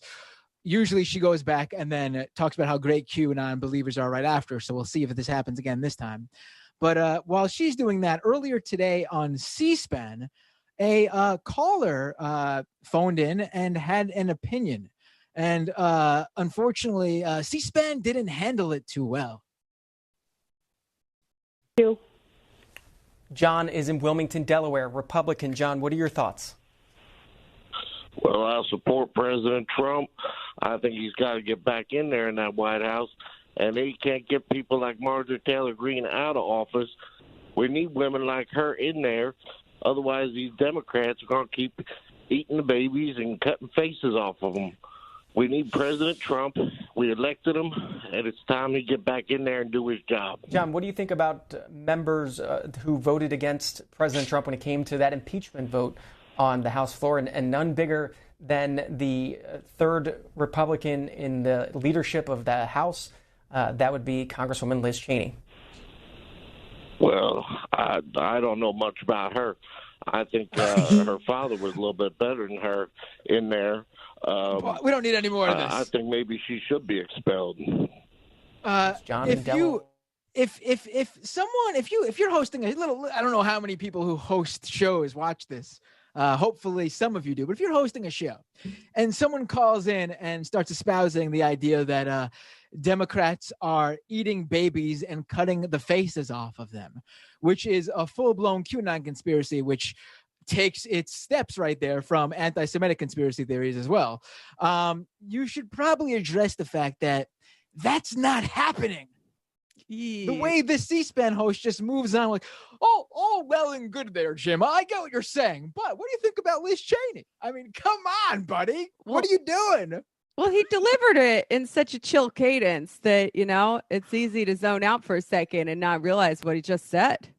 I got to think old Brian Lamb. I don't know if he's still around, but he wouldn't have let that fly by. Come on, C-SPAN. You got to maybe follow up on the face eating and say, hey, I don't believe that is actually happening about the Democrats. Well, they have to be as neutral as they have to be as neutral as possible, because one side says their Democrats are eating babies, the other side says that they're only grilling them, not eating them. Right. It's the truth lies in the middle. Yeah. Gotta hear out both sides. Both sides. I guess they deep fry them then. Look, we've all had a brain fart during live broadcast. I got ADD. Sometimes I lose focus for a second, but sometimes you do an hour-long interview with the Boogaloo Boy. Yeah, but that's why I don't work at CNN, I guess. Right. Well, I expect a little bit better from C-SPAN, to be honest. Yeah, I mean, the thing about C-SPAN is it's the best that it could basically set up by the cable companies to be in the public interest. And as awful as it sounds, it does a decent job occasionally. It's a decent resource for doing research. But yeah, Matt, you're roboting. You're roboting. Oh, damn it. You're cutting Sorry, out. guys. We could almost hear you saying that, but not all the way. And I'm sorry. Yeah. Well, Matt? You need to complain to your internet. It's like provider. Thursdays. I feel like it's a Thursday problem now. Mm-hmm. I mean, it hasn't been. It's been 4 weeks. They're trying to silence you, obviously, on your day to shine. It's really messing with you. Yeah. Big Tech is saying there's only room for one Matt on this show. Yeah. Oh man, but yeah, no. What Matt was saying, though, I completely agree. C-SPAN is it provides a good service, and I do think it's important to let any old person call in and let their opinion be heard. I think it's important to hear what the average American, whether it be an average American on the West Coast, East Coast, or anywhere in between, let their opinion be heard. And it's good that we know that this guy from Delaware believes that. But when it comes to something so outrageous like that, which is absolutely untrue in every sense of the word, there's no spin where you could somehow find out that, well, maybe there's some way that the Democrats are eating these babies. I mean, you could call it out and just flatly say, that is just not true. What do you think about Liz Cheney? At the very least. But let's move on. You guys want to take a call, maybe? Sure. All right. 408. What's your name? Where are you calling from? Hi, this is Weather in Atlanta. Hi, how you doing? What would you like to talk about today? Hi. So I called in last week and I mentioned a food drive in downtown Atlanta. And I just thought I'd share a kind of positive story about it that happened in the last week. Sure, go ahead. Little bit quicker So, though. in the past, in 2 minutes. Go ahead. Just wrap it up in 2 minutes. Yeah. Okay. So yes. So we've had some threats from the local militia groups in the past. So lately we've had visibly armed security around. But the affinity group that provides that had some like positive COVID tests recently, so they weren't there this last Saturday. So it was the first time like we didn't have like people with guns around. And I guess like the ADID, which is the Atlanta Downtown Improvement Department, which like you can just say gentrification department, like we all know what that means. They like served a cease and desist letter. And so like a letter with like really callous wording. Like I think one of the first sentences was something like, "We don't approve of public feedings during the time of COVID," and like it's outdoors, everyone's wearing masks. Like it's not, and they wanted, and it said something. Yeah. Anyway, it was just like a really like terribly like terrible sounding letter. Feeding is what you do with the pigeons in the park, not what you do with human beings. Right. Yeah, it was fucking demented. Anyway, like it got posted to social media. I got like millions of notes overnight, or I don't know what you call it on Instagram or whatever, but interactions. Got the like local Fox 5 News did like a brief interview with one of the affinity group about it, and like donations spiked. So yeah, plus the cease and desist letter has like no legal basis at all. So they really just like shot themselves in the foot there. Right. Usually things like that backfire. You know, also, we couldn't sometimes being canceled or and a campaign to get you canceled could actually work out in your favor. So, you know, that's seems like that's what happened. Yeah. And then I couldn't DM you the like info on like donation info, Jamie, because they don't have a Twitter, but the Twitter of the like organization that does the fundraising is Atlanta Justice Alliance. So they have the donation info in their bio or whatever. So yeah, thank you. All right. Yeah. Thank you for the call. I will look them up and add a little note in the podcast description. And good work in solidarity, by the way. It is really good to be passing out food in the park to people who need it, especially right now. Absolutely. God's work. Let's go to 702. What's your name? Where are you calling from? Hey guys, it's Bro Flamingo from Las Vegas. How you doing, bro? What would you like Hey, to talk Bro about today? Flamingo. Hey, I got some serious stuff, and then I hate to say it, but like Tina passed about maybe a week or two ago. It's been really hard from COVID. You know, I hate to be a Debbie Downer because you know the last caller really had some good solidarity stuff. But who passed away? Tina. It's a woman. It's a woman I loved very, very dearly. I'm so sorry. I told Emma and Sam about it before. No, it's okay. It's okay. But it's one of those things that when it happens, it puts a lot of things into perspective. And it's just kind of crazy to me because, again, I'm not one of those people who's like, well, if I blame Donald Trump for COVID, I'm not going to say that. But Donald Trump and the Republicans, if they actually would have done something, COVID could have literally been, mitigated, and at least the effect on society would have been weakened. And, I bring this up only because, again, I think a lot of us on the left are some of us. I shouldn't say a lot of us, but there's people with platforms. Again, I'm not going to get into the who's who anymore, but that just always seem to miss the ball. Like you want to sit there, and platform Boogaloo Boys, or there's people who are like, hey, we should reach out to these guys. No, okay, because these are the same guys who are boosting and burnishing the Republican Party, who are basically just neo-Confederates and just white supremacist crash dummies at this point, okay? And these guys, just hurt American society, full stop. This is fascism, it's white supremacy, it's denialism, and, and this traffic and just raceless conspiracy theories and uphold just the worst types of misogyny, everything. And I just feel like I lost somebody very close to me because these idiots, want to prop up free markets and all types of just corrupt capitalism. And the last thing, just to pivot real quick, I'll make it quick. I've just been noticing a trend too with these conspiracy theories. it's easy to dismiss. It's easy to dismiss, people like, oh, you don't believe in a conspiracy theory, this guy's a moron. But I'm starting to realize there are just like lots of people, a broad range. And I think Jamie brought this up in the show this week, where, it's just not like an idiot who's trafficking conspiracy theories. It's just a lot of different types of people. My manager, by the way, approached me, was like, hey, wasn't MLK like a CIA plant? And he believes in all types of crazy stuff. But he's not like a complete moron.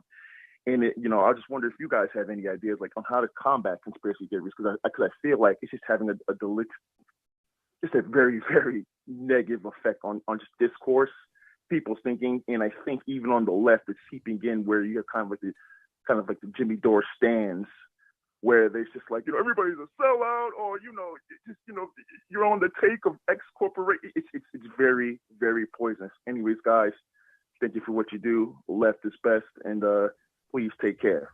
Oh, thank you. And to answer your question, I'm very sorry for your loss, by the way. To answer your question, there's no easy answer to how you combat this stuff, because like you said, it's actually very harmful, I think, to just categorize all these conspiracy theorists and the people who believe in these conspiracy theories. I'm going to let you go, actually, because I hear you in the thing in the background.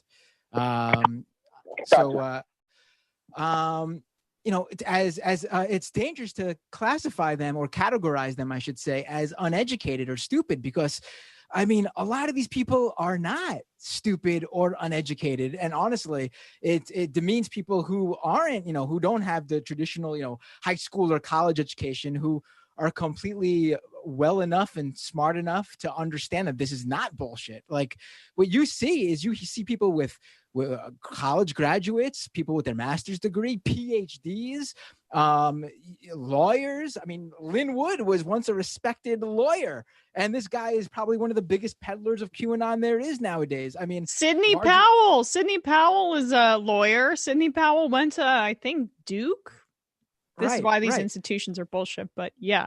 Richard Spencer was maybe he's not an example for conspiracy theorists, but here's an example of someone who peddles white supremacy and white nationalist beliefs. Like, these people on these far right fringes, if you could even call them fringes anymore, they're not stupid or uneducated. They a lot of times should know better, to be honest. But these things usually help solidify their own already existing beliefs. So they double down to basically create this little bubble that they live in for themselves and for everyone around them, or all the people around them who believe in this stuff. It's very hard to break through. And a lot of times, and you could probably hear the same thing from people who've left white supremacy. And there's a lot of people like that in recent years who've come out to discuss their experience doing that with the left, and they've become leftists themselves. They need to want it for themselves. Honestly, like, you can't be chasing people down hoping that you'll be able to get through to this person. Unfortunately, it's a bad, it's an answer you don't want to hear if there's someone specific, that has fallen for this type of stuff. But the work really begins with them realizing that they don't have to realize they're wrong right off the bat, but they have to realize that they want to look outside their little bubble and have their conspiratorial beliefs challenged. And until they get to that point, I honestly don't know what you could do for them. Well, I mean, I think it helps to look at it on more of a systemic level, which is not to invalidate any kind of individual work that people are doing. That's a good thing. But I think oftentimes people don't necessarily change because they think, I want to change now. They don't change because they watch a video on YouTube. They change because of experiences that they engage in. And, I like to bring up the example of working class white people who fought on the side of the Union in the Civil War and were not initially on board with the project of emancipating the slaves. And by the end of it, they were proud that they did that. Just one example. How do we get people engaged in that kind of activity now? I'm not sure. But I think it's good to look at the structural causes of what leads people down these paths and why we see an explosion of specifically right-wing conspiracy theories. But, populism is nebulous and it exists on the left as well during times of social and economic crisis. And America has long been fertile ground for this kind of conspiratorial thinking. And I really think a lot of it goes back to the death of the social, because QAnon gives people things like community. People are lonely. People are atomized. It gives you stuff to do and people to do it with, right? Like we live in a society where all of these old social bonds have been dissolved and all human relationships are mediated by the market, which is what capitalism does. And we have the most advanced and extreme form of capitalism here that they have anywhere in the world. So it does not surprise me that people are atomized, people are messed up, people are screaming for connection. Now, that doesn't explain why some people that manifests in, crazy racist shit and other people it doesn't. There are a lot of other factors that go into that culturally as well. But I really think it's a knot that can only be unpicked by looking at the initial causes and saying, how do we change the basic relationships and strengthen social bonds that form society? Right. Yeah, that'll help some people for sure. But then you have people like Marjorie Taylor Greene, who was given a successful construction company by her dad. She has like an engineering degree, I believe.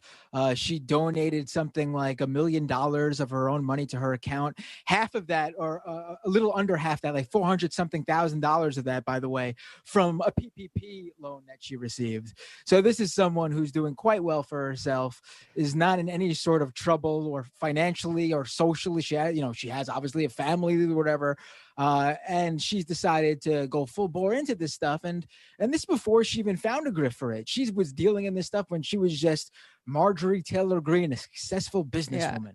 Yeah. So, well, I guess caveat, I'm not looking to deprogram members of the ruling class, because they are ultimately acting in their own interests when they engage in this. However, it's very, very, very important that every person, every working class person, including the ones who are currently right wingers, decide to side with their fellow workers rather than with, the white nation or whatever exists in their imagination that they think is a better deal for them.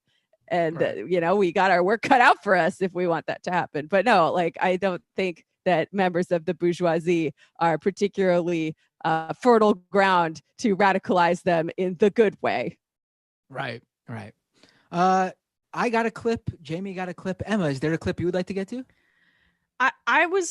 There's nothing that particularly speaks to me today. I should have been, a little more diligent and added to the clips today. I usually will send them.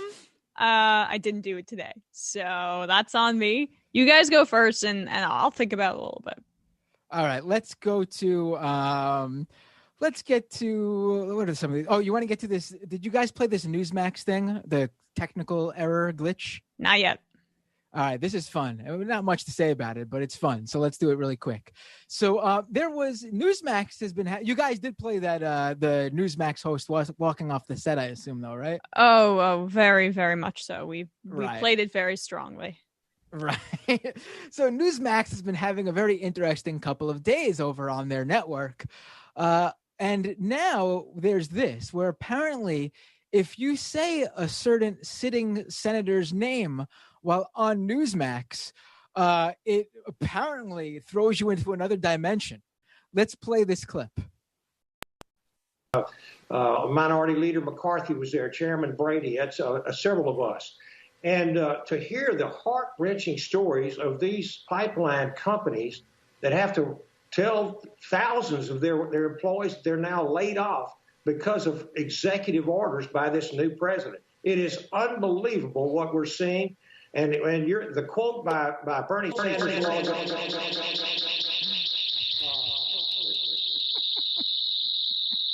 Oh God. Okay, enough. I do. He sent Stinchfield into space. Right, yeah. I mean, you say Bernie Sanders on Newsmax, and apparently the systems just break down. Yeah. They can't handle the burn. A specter is haunting Newsmax. Right. Specter of socialism. I think that's probably just like their password to all of their systems. So as soon as it's said, everything just collapses. Now we know how to hack into Newsmax. Right. Yeah. and speaking of Newsmax, let's get to this too, because there was did you guys talk about the Oh, you don't have more to say about that clip, Matt? I mean, there's not more substance. It's just a fun clip. I thought everyone should see. You know, I'm just glad that Bernie lives on to terrorize and haunt the people of Newsmax. You know, it's like that GIF of him going like "boo," right? So there you go. Yeah. Right. The only thing that missing from that clip, honestly, is if that happened when they said Bernie Sanders, and that dude, Song of the Day man, came up and started singing the Chairman Sanders song right on Newsmax. You guys know what I'm talking about? No, don't know. You haven't heard the Chairman Bernie Sanders song? No, I should have. Clearly, someone failed. So everyone has failed me that I haven't seen that yet. Oh, I gotta send it to everyone. Starts sending sending Jamie that clip. Jeez. But you know what that must have been, though? That must have been Hugo Chavez breaking into the Newsmax systems finally once he got his signal, the words Bernie Sanders. And that was Hugo's message from beyond the grave. Right. You tried to move on, but there's still a lot more to say. Well, I'm sure it's already been said enough in this show. I'm sure you and Sam haven't stopped talking about the coup in Myanmar, right? Yeah, so Sam opened the show with it. Well, anyway, there was a coup in Myanmar, and their Newsmax's top host, Greg Kelly, when this went down, he tweeted out just the other day, "The military coup in Myanmar must end now!" All caps, exclamation points. Who tweeted this? Greg Kelly, Ray Kelly, former NYPD head, Ray Kelly's son, who also happens to host. He did it. He solved it. He solved the coup. Right. Well, this is the biggest host of Newsmax saying this. And then just a few hours later, he had to come out and say, based on new information, all caps, I'm undecided on the Myanmar situation developing. Now, for people who don't know what's going on there, Newsmax's audience is full of QAnon believers and various other right-wing conspiracy theorists.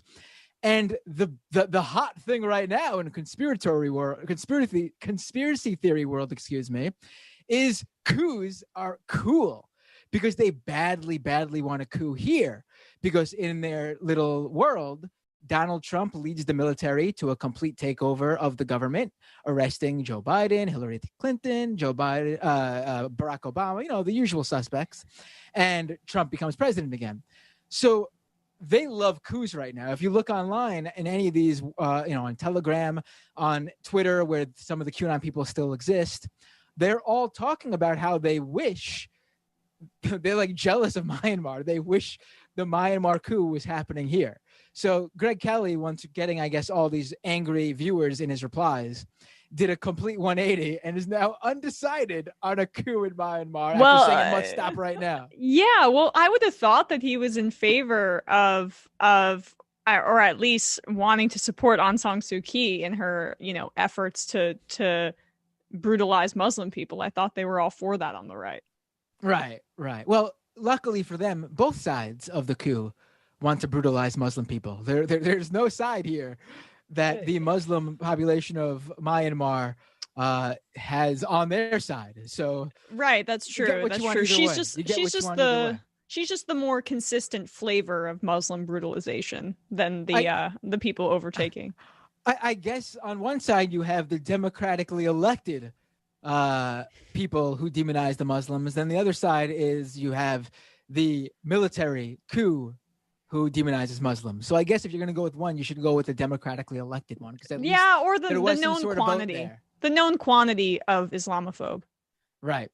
It should be noted, by the way, that it's the Myanmar situation in terms of the people on the coup side. Military leaders in Myanmar have literally been banned from social media. I believe it was the first ever governmental official banned from Facebook was a military leader in Myanmar because they're so open with their hatred of the Muslim population there.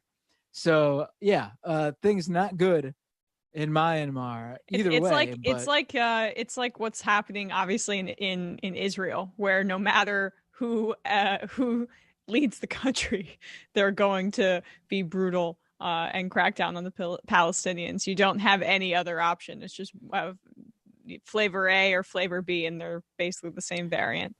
Right. A lot of stuff going on around the world. I feel like I need to read Al Jazeera more. There's a general strike in Haiti. There's God damn it. There's this coup in Myanmar that I need to learn more about. There's what the hell is going on in India? They turned off the internet amid these farmers' protests. Right. And the big thing I saw there was that Greta Thunberg had tweeted out some like activism, like Google document, that anyone who's part of any organizational movement knows that, behind protests, there is organizing, and you usually put together little packets online to send out to people who support your movement already, so you can all get on the same page and work together to push what the commonality in the protest movement is.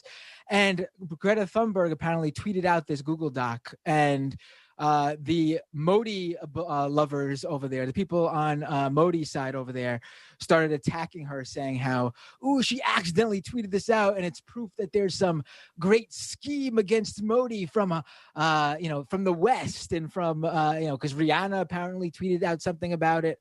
I mean, just hell ridiculous. Love her.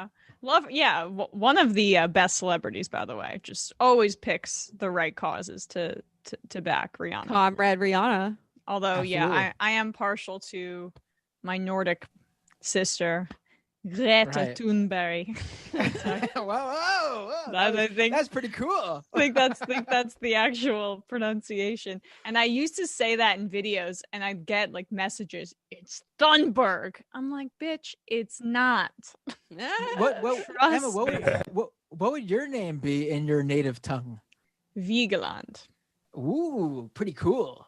I mean, it's not my native tongue. It's just like, also it's Norwegian, and she's Swedish, but they're close. Do you speak whatever Nordic languages? No, I don't. I mean, but my my grandmother, who I was very close with growing up, she was Finnish, and she just like, we went back to Finland to visit our family, and she was so Americanized back when she came over. It was like, don't teach your kids your language because, you have to be fully Americanized. And she kind of forgot all these things. She was our translator there, and she still couldn't like remember the language fully because she hadn't been back in like 30 years or something. But anyway, long story short, I'm very white. Yeah. So. Good old melting pot. Emma's a Viking. What else can we learn about ourselves today? Yeah. I got to get to this actually really quick. In addition to the Greg Kelly stuff. So he's trending on Twitter today because he tweeted out, Greg Kelly, Newsmax's top host and former son of the NYPD head. Former son. Yeah, he's been disowned. Oh, I'm sorry. Son of the former NYPD head. I'm sure he hasn't been disowned. I'm sure he's a great pride in that family. He tweeted out today with a picture of the McDonald's that he went to. I just went to McDonald's, and I'm going to say that for every word that he all puts in all caps. I just went to McDonald's, and there was no McFish on the menu. When the hell did that happen? Is it permanently banned, or is it just my local McDonald's? I demanded, wait, it gets better. I demanded to see the manager, but they accused me of being a male Karen, so I walked out. Oh my God. See, this hooks into a point that I was making earlier, Matt, about how the death of the social does not only affect the poor and working classes, it also affects people like this guy who have way too much money, but their only concept of doing a social thing is going to McDonald's and eating a McFish like a good little consumer. And then when they can't do that, they freak the fuck out. Yeah, I'm getting canceled for wanting a made up item at McDonald's before 10 a.m. in the morning.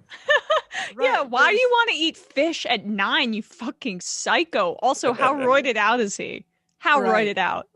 Right. I mean, There's cultures where they eat fish for breakfast, but I imagine it's a little different than the McFish. Yeah, and I don't really think I don't think he's trying to, expand his cultural sensibilities here, Jamie. I think he's an entitled. Nah, he's just gacked up from the night before. Yeah, right. He's got a nosebleed for some reason. What's with the right's inability to remember what the name of the McDonald's fish sandwich is, though? It's the filet of fish. There's a song. There's a song that never gets out of your head. Just remember that. Trump famously called it. I don't know if you guys remember, but he famously in an interview called it the fish delight. Do you remember that? No. Wow, man, I miss him. Hot take, I know, but I'm really sad we don't get to see his tweets right now. I agree. I agree with you. I mean, if it didn't harm society to this degree, I mean, he's so funny. Did you guys see that report? Actually, I think it was in the Daily Beast where apparently he has been writing down like one-liners and jabs on Liz Cheney. And because he doesn't have a Twitter account to tweet it out from, so he's been writing them down on pen and paper and then sending them to people in the Republican Party for them to tweet out as like, hey, here's some stuff I've been workshopping for you to try, as if he's like a comedy writer giving stuff to like a stand-up comic. I love that so much. Yeah.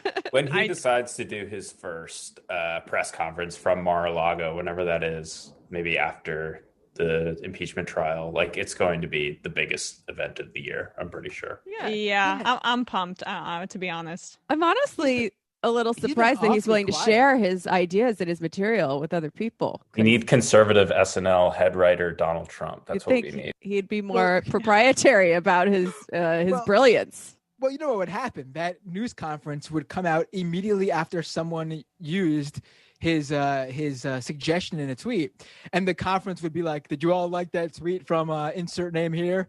I came up with that. I wrote that, sent it to them. I was the ideas behind that. I was the brains behind that. It was my idea." That would be what would happen for sure.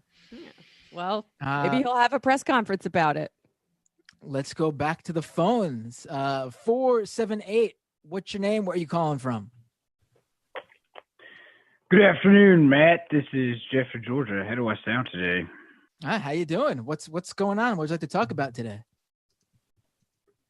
Hey, man, I just heard Jim Jordan's name come up earlier on the show, and I host a little Twitch channel at twitch.tv/post revolution. We were talking about this interesting little detail that came up about the molestation that was happening with the doctor that was managing the team that he was on. And there are a lot of really sick details in that story. If people want to go refresh their memory, if you don't, I totally understand. But one of them was, this doctor would spend so long examining and fondling, begging your pardon, these young men's genitals that lines would start to form outside his office. Lines of boys. And they would all stand around and look at each other. What's taking so long? And they'd look at the coach, and Jim Jordan was one of them. And they'd say, Jim Jordan, what's up with this? Jim Jordan said, I don't know. I don't want nothing to do with this. And now Jim Jordan's story today, to this day, is that whole team, all those men who were lined up outside that doctor's door, they all just decided to all lie on him, all at the same time, all with the same story. That is literally his story to this day. And it is amazing to me that recently his name was floated in Ohio to maybe take over for that Senate seat there. They seriously thought, hey, maybe we'll run this guy. This guy who had a line of dudes outside this doctor's door waiting to get molested and abused. Unbelievable, man. Unbelievable. I don't, one of the most shocking things is how Jim Jordan has gotten away with everything he's gotten away. Like that story really should have been it. I mean, even to the new QAnon caucus in the GOP. I mean, right here you got your guy. We got children being abused, and he let it happen. He turned the other cheek. Didn't even pay any mind to it when it was happening right in front of him. And but he's good. He's a good guy because he likes Trump enough. Trump even gave him the Medal of Freedom for being such a great guy. I would suggest. I did not know this until recently, but what appears like liabilities. Oh, sorry, Matt. Go ahead, man. I just want to say, like, what appears like liabilities are actually assets to the people controlling these politicians, like Brett Kavanaugh's debts, for instance. So, like, if there's a lot of dirt on a guy, that becomes useful. That politician becomes useful to people. Like, it might appear like a blatant liability, but. Yeah. Well, you've been all over this, Matt. Before I even joined, I remember you saying something about how maybe when I was a guest on the show that, or maybe it was on TMBS, about how it's underrated how blackmail is used by people in power against politicians, and I think that's right on. Right, and it doesn't need to be. I think even this sale was a little. This was a little too hard for them to sell to people. I think perhaps even in Ohio, which is basically it sucks, but it's basically a Republican state now, right? It's a 7-point Republican state. It's crazy. Also, it blows my mind that this is the party of QAnon, and they're ostensibly so they care so much about molestation and pedophilia, and Jim Jordan is one of the faces of it. Somebody who was, I know it wasn't pedophilia, but actively covering up abuse. I didn't know this until recently, but apparently that the pedophilia stuff is related to anti-Semitism. I did not even know that until recently. Apparently it goes back to Jews stealing children during medieval times or some such. I'm not really an expert on this. It's a blood libel. It's a blood libel. Yes, that's going back. Yep. Yeah. So blood libel was just the idea that Jews were basically sucking children's blood. And it's a trope that's been seen for centuries and centuries and was prominently used during World War II. And then this is that's part of the many origins of the QAnon obsession with pedophilia, and same, it also ties into the whole evangelical mythos of it too. Right. I mean, my only real point in bringing it up is that just to remind people in the audience that these people, they don't actually care about children at all. No. It doesn't matter. It's all a front for them just to engage in corkboard conspiracy theories with a social community that gives them, a sort of sense of place in the world. And I think breaking that down is, that would take hours to talk about, and you don't want to talk to me for hours. I don't think I should probably get off the phone. I love you guys. Maybe another. Thank you so much. Thank you so much. But no, here's the thing though. Like, I think a lot of times these guys, they go out there and they talk about this stuff because they know that it's people, people who are uneducated behind the real meanings behind this stuff, who don't really know, who aren't informed of this world. What is the one thing that everyone together, no matter where you are on a political spectrum, even if you don't care about politics at all, especially if you don't care about politics at all, if you're a parent and just you hear this, what is the one thing everyone together believes is a bad thing? The abuse of children. And we could all agree that is a horrible thing. So what better thing to weaponize against your enemies than to say that they do exactly that? Because it's just so easy to have everyone unite against this one thing, and everyone you claim who does this one thing. And, you can easily ruin people's lives and careers over this stuff. I mean, we saw what Mike Cernovich tries to do. He tried to do it to Sam. He tried to do it to a number of people. You see what this whole thing is. It's all about weaponizing this type of stuff. And there's no better, more universal thing to use as a weapon than the idea that people are abusing children, people are trafficking children, people are raping children. Because this stuff does happen, and it's the most despicable, disgusting thing that can happen. But they don't actually care about it because they're too busy using it for their own reasons to help themselves out. And in this case with QAnon and these right-wing conspiracy theorists, they're using it to help out Donald Trump firstly, foremostly, and solely. Well, I think a lot of the people who get tricked by these conspiracy theories really do care about the children. You see that and you're like, oh no, oh God, what can I do about this? And like we've just been talking about, there's a grain of truth to these conspiracy theories when you see members of the ruling class getting away with committing horrible crimes against children and against adults all the time. Now, is it because of the Illuminati? Is it because of the Jews? Is it because of some, vast conspiracy network? No, it's just, people in the ruling class who do bad shit get away with it. But, it's not that hard to make the jump from the stuff that's real to the stuff that's not real. It just feeds into this whole, larger conspiracy about elites that then can become very reactionary absent any kind of structural critique of the system and why it's actually bad. Right. And that's exactly why they're smart to this stuff, and they realize they can get a lot of people who do care about these issues, but don't know what the underlying meaning behind this specific version of it is. And that's why, the QAnon had the Save Our Children campaign, which just completely removed any sort of political rhetoric from that whole campaign. And you had hundreds of people showing up all over the world for these Save Our Children rallies, which were set up with the and endorsed by QAnon believers and grifters and pushers who had the underlying message of it being a QAnon thing underneath it that these people weren't privy to. And that's the way they get people. I mean, one of the women who was arrested on January 6th for storming the Capitol and getting into the congressional chambers, the teacher, the one who lost her job as a teacher, a children's teacher, she was holding a sign with Save Our Children wording on it. So here was someone who thought she was storming the Capitol in order to turn around the election results, to reinstate Donald Trump as president. But the ultimate goal for her was because Donald Trump is saving the children. I mean, this is really just, this is as out there as you can get, but this is how they get people. You say you don't want to save the children, Matt? Just my children. Just my two kids. Yes, they should be saved.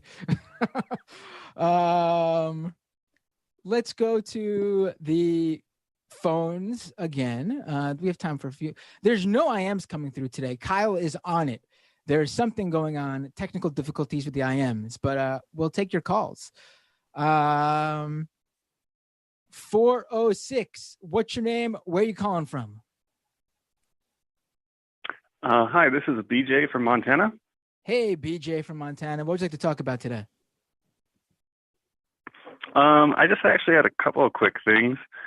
For one, I wanted to say, I watched that whole Sam Seder, Breonna Joy Gray debate or conversation, whatever you want to call it. I don't want to spend I don't want the left in general to spend too much time on all that shit, but neither do I. None of us do. Spoiler alert. I know, but can I just say, man, she made a question she pulled a question at the end about Michael, and she did that shit on purpose, and that really, really struck a nerve with me. I don't know if look, I agree with you. I've waited. Look, I agree with you. I've weighed in on this on Twitter. I mean, I just responded to Ben Burgess and Anna Kasparian also calling that out. Get into it with she's but also I'm not with going to comment. Trap House and all that. I'm not going to comment further on it because it's disgusting. All right. So yeah, I stay away from that. Although come on. No, I mean, sometimes people lose all sense of perspective, and stuff like that seems like it's okay when it's actually not. And I'm not saying I'm talking about this because I don't like talking. I'll talk about anything, but I don't want to talk about Michael in that way. Honestly, that's my. I don't care about talking. Exactly. Shit about anyone. I hear you. Can I quickly also just? Go ahead. Yeah, I feel you. Can I also just I guess I'll end the Breonna Joy Gray shit on saying that she does not speak for people like me, working class people. When she talks about anything, let alone health care. I'm a single parent that has no health care. She does not represent me. She's a Harvard-educated moron, in my opinion. But okay, let's. I just really wanted to say. I listen. I don't have anything to say about moving on. But to me, the stupidest thing here is that this is just a disagreement of strategy. Everyone in this whole conversation wants to get to Medicare for all. Just because someone has a different idea of how to go about it doesn't make them care less about Medicare for all. And I don't care if you're against forced to vote or for forced to vote. I've seen this on both sides of this argument. It's quite frankly bullshit. I think it's important to consider all strategies, and that even includes people who think that is a bad strategy because they're considering it as a strategy and they decided it's a bad one.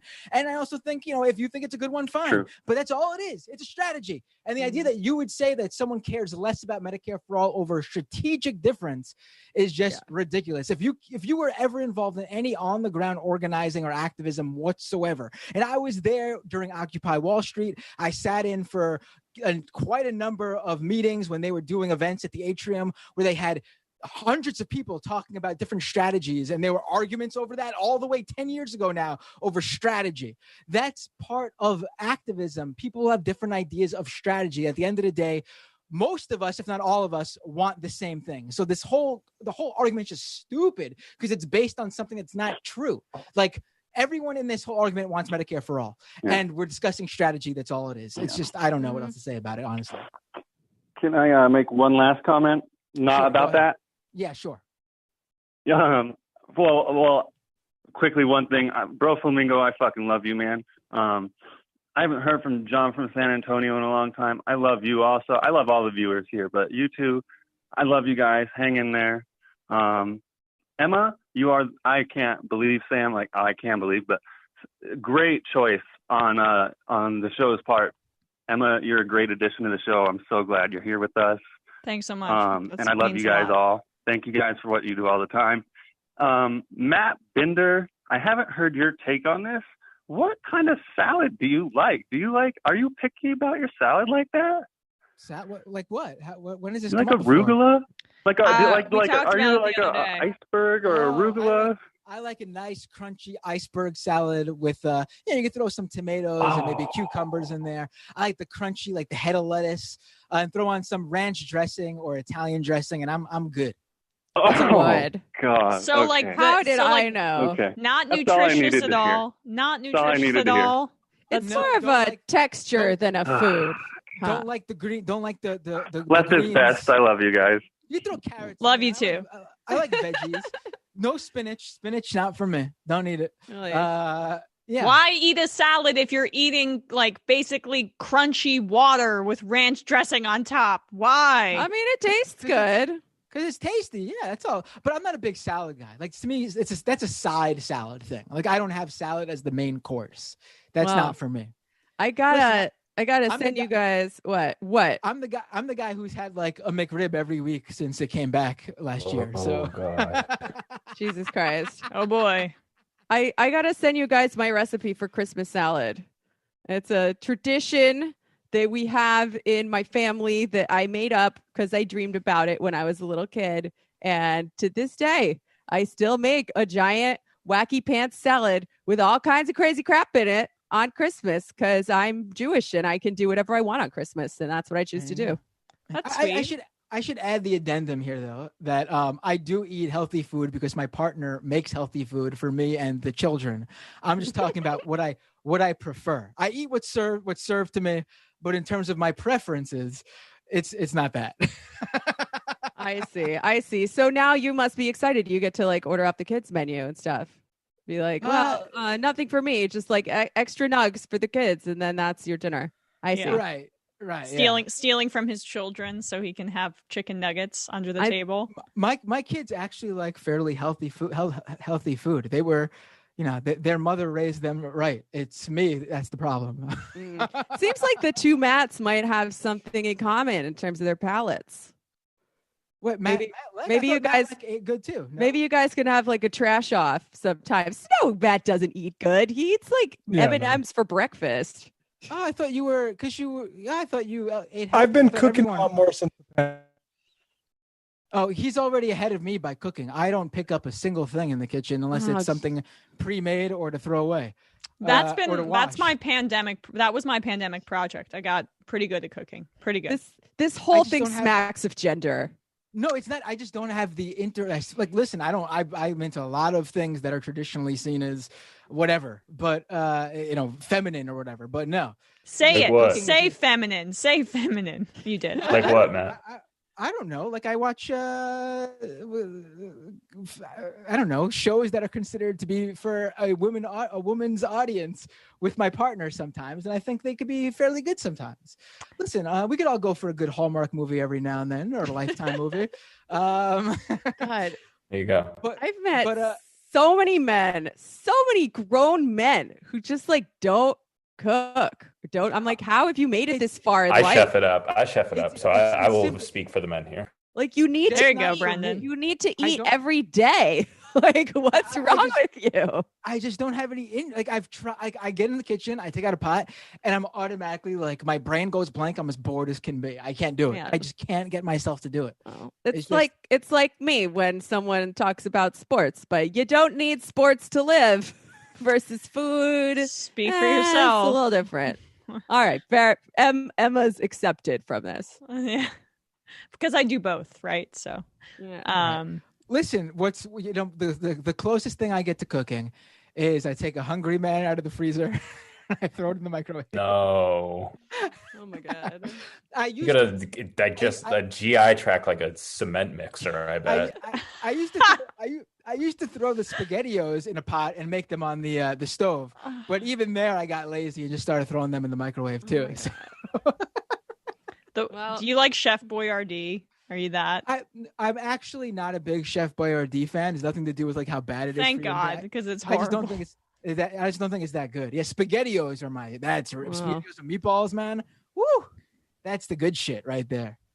Good thing you found yourself a wife. So. Okay, one thing I do have to make on the stove because you can't put it in the microwave, the good old Kraft macaroni and cheese in the blue box with the powdered orange cheese. That stuff is good, but you got to make it though. You got to put it on the stove. You can't throw that in the microwave. Although they do make the express ones that you could put in the microwave, but that's not as good as the ones on the stove.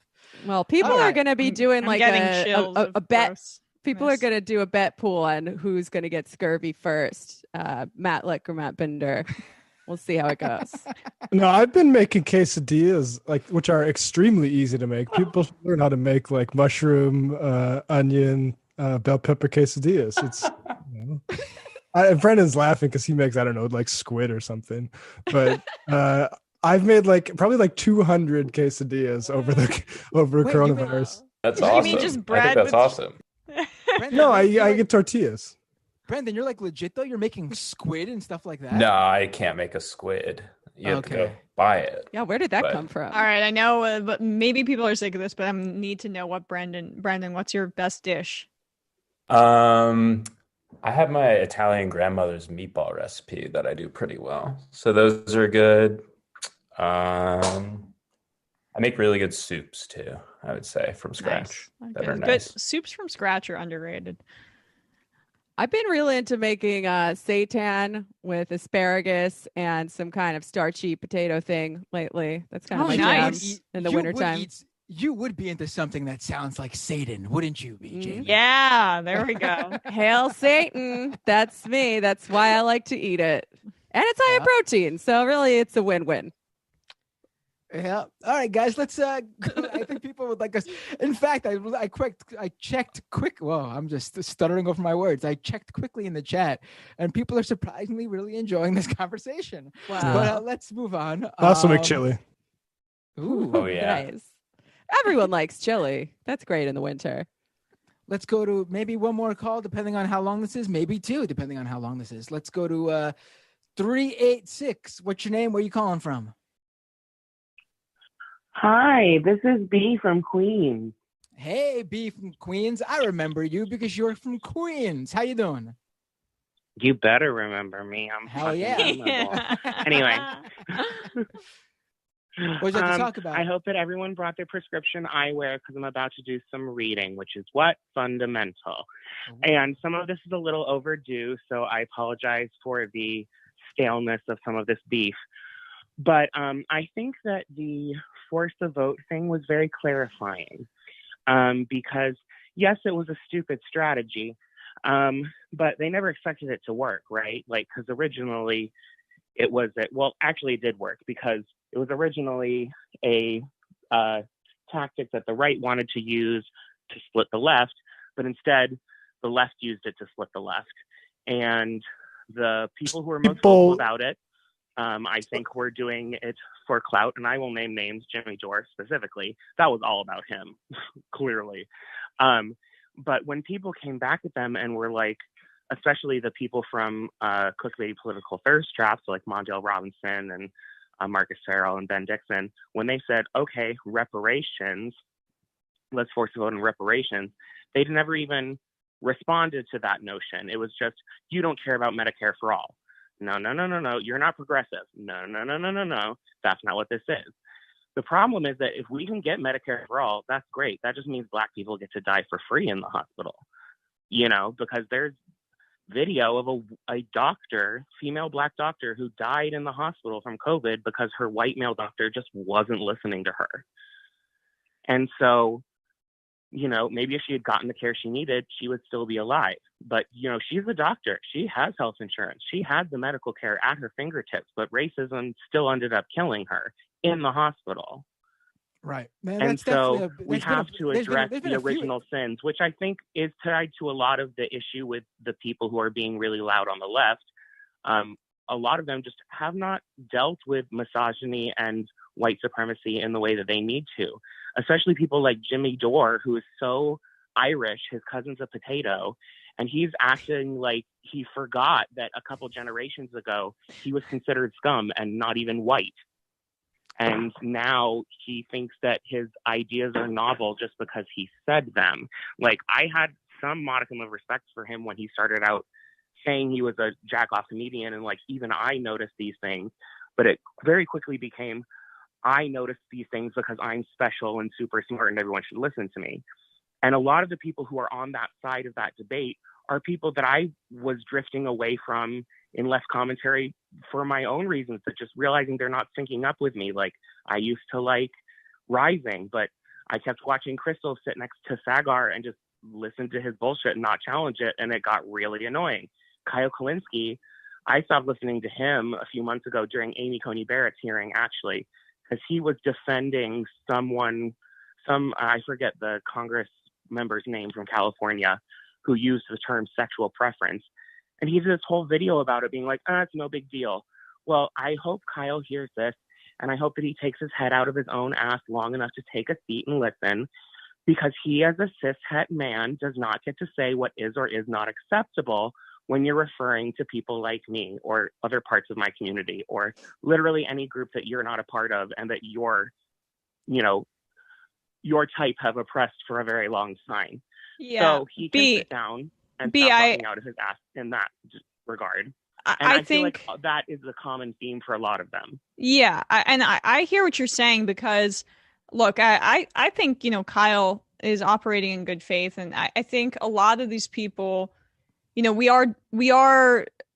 we should be more united on the left. I get that. I mean, I don't think we're doing the dividing. I think other people are, but I understand the blind. I think there is a blind spot. It's not exactly class reductionism, but I think that because identity has been so cynically weaponized by corporate centrist Democrats for such a long time in a way that was very disingenuous, in order to shield them from critique, there are some on the left who dismiss it out of hand and are not sensitive to it. And it's part of why, too, you'll see some people on the left be way more critical of AOC than necessary, because she also talks about some of these issues more thoughtfully. And it's not like you can't see it on a balance sheet, but it's something you have to be sensitive to just based on being empathetic to people's lived experiences. Yeah. So I do think that what you're experiencing is there is a blind spot there that needs to be explored. And I would like to read my own community for a hot second too, because I'm seeing a whole lot of cis gay men posting all these, mostly white ones, posting all these celebratory things about Pete Buttigieg. And I'm sitting over here as one of the other members of the alphabet soup community being like, yay, more good things are happening for white, cis, gay men who can pass for straight. Like, that's the way of gay liberation so far, is a lot of brown and black people and gender non-conforming people doing the work and white cis men benefiting from it. And they're already trying to use trans people as a scapegoat. There are plenty of cis gay men online talking about how, well, trans people are just mentally ill and can't handle combat. Why is that's not transphobic?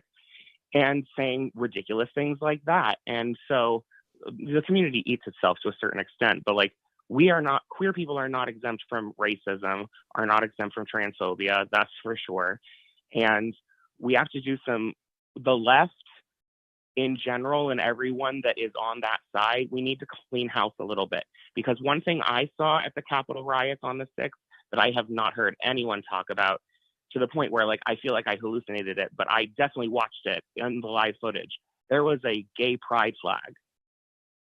And you know they meant business because it wasn't the new one with brown and black stripes. It was like the 6-color standard one that's been around for a while. Yeah. Among all of the Confederate and Nazi symbols and everything, because there are plenty of cis gay men who are able to gain the system in their favor and are more than willing to slam the door behind them and spit on people too. I'm sure. We've got to clean some house everywhere. That Boogaloo boy who went on Jimmy Dore's show was carrying a gay pride flag. He even said on Jimmy Dore's show in the interview, he said he hinted at it if he didn't outright come out and say it, that he was gay. I mean, just being, LGBTQ doesn't bullshit. mean They're just going to hang us last. Yeah. Well, there have always been. If you capture them, they're just going to hang you last. There have always been people in, marginalized and oppressed groups who decide for whatever reason to throw their lot in with that of the oppressor. And, that's had a pretty mixed track record through the years. But another disturbing thing was like there are people of color involved in the Capitol Hill riot as well, who, may or may not have learned some lessons about who they're fighting alongside. We know, like you brought up Jimmy Dore. We all grew up in the same society that glorifies white supremacy. Yeah. So no one is safe. And also, whiteness is a historically malleable category that has admitted new groups of people through the years. So, it's not that surprising that there are Trump is making inroads with Hispanic voters, for instance, because there's a subsection of Hispanics that identifies more with whiteness than with non-whiteness. Also, like as we've discussed, it's more of a linguistic category than anything resembling the already constructed racial categories that we have. But anyway, my point is, people are going to throw their lot in with the oppressors in certain situations, and that's a real problem. We need people to be siding with their larger community of humans and of workers rather than this very bad cross-class alliance in service of capitalism and white supremacy. I mean, in my video about the Boogaloo boy that Dore had on his show, I brought up how because Jimmy Dore was so obsessed with the idea that this guy was LGBTQ, and I brought up how one of the biggest faces of white supremacy on the alt-right over the past few years has been Milo Yiannopoulos. And I've received tons. I haven't heard that name in a while.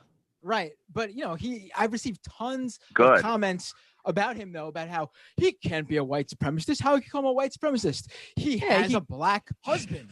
And it's like, what? That doesn't mean you can't be a white supremacist. That's not what that is at all. Yeah, and Thomas Jefferson had black kids. Right. I mean, the new face of white supremacy is really into being woke. I don't know if people have realized. There's tons of Proud Boys who aren't white. I mean, it's all about that now. Use those people of color and use people who say they're part of the LGBTQ community as cover to claim you are not exactly what you are. Fox has been doing this. Fox has been doing this for decades at this point, where they have a black person on to talk about why black people are the ones that are in their own way, and it's just another flavor of it. This time it's on the right. Dave and for Rubin's some reason out there giving passes for the F word. Yeah, and for some reason, people on the some people on the left don't buy it, and I think it's just a bit of overcompensating in people's minds. Doesn't mean they're not good progressive people in many instances, but not everyone. Well, every instance, not like Jimmy, for example, but I get it. Like there's a lot. It's still the PTSD, to use it colloquially, not really, but from the Bernie era when it was weaponized so cynically, and like you can have multiple thoughts at once. Well, there are strategic differences here. Like I'm gonna treat the good faith ones separately from the ones who are just clearly acting in bad faith. But there have been a lot of discussions on the socialist left, and I've had arguments with people. There are people who think that we really just need to focus on class-wide demands that benefit the entire working class, including white people, in ways that they already understand, such as Medicare for all. Never mind the fact that, we actually had to do a whole lot of political work and ideological work to get people to understand that benefits them, and we're still not quite there yet. But there are people who think that we need to focus on class-wide demands, and if we start talking about more particular demands, like abolishing ICE or like police violence, which is seen as a Black issue, although as we've gotten over on the show, it's a predominantly Black issue, but it's not only a Black issue. They think those things are alienating to the white working class or whatever. And that's not how we're going to get socialism. That's not how we're going to build power. But if you look at how working class people have built power in the past, there's nothing wrong with universal demands. Sometimes that's what things explode around. And sometimes things explode around particular demands. You can't always choose. The George Floyd rebellion was the biggest protest movement in U.S. history, and it was about Black liberation.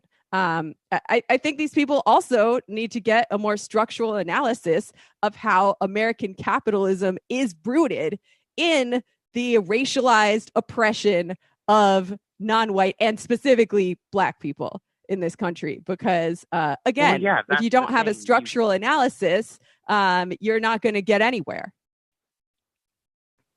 Exactly. You can't take down capitalism without taking down white supremacy in this country, because it infects everything else, which is why reparations needs to be at the front. We should force a vote, and we should draw lines on the left, and it should be around reparations, because all these universal programs are still going to leave out marginalized groups if we let them.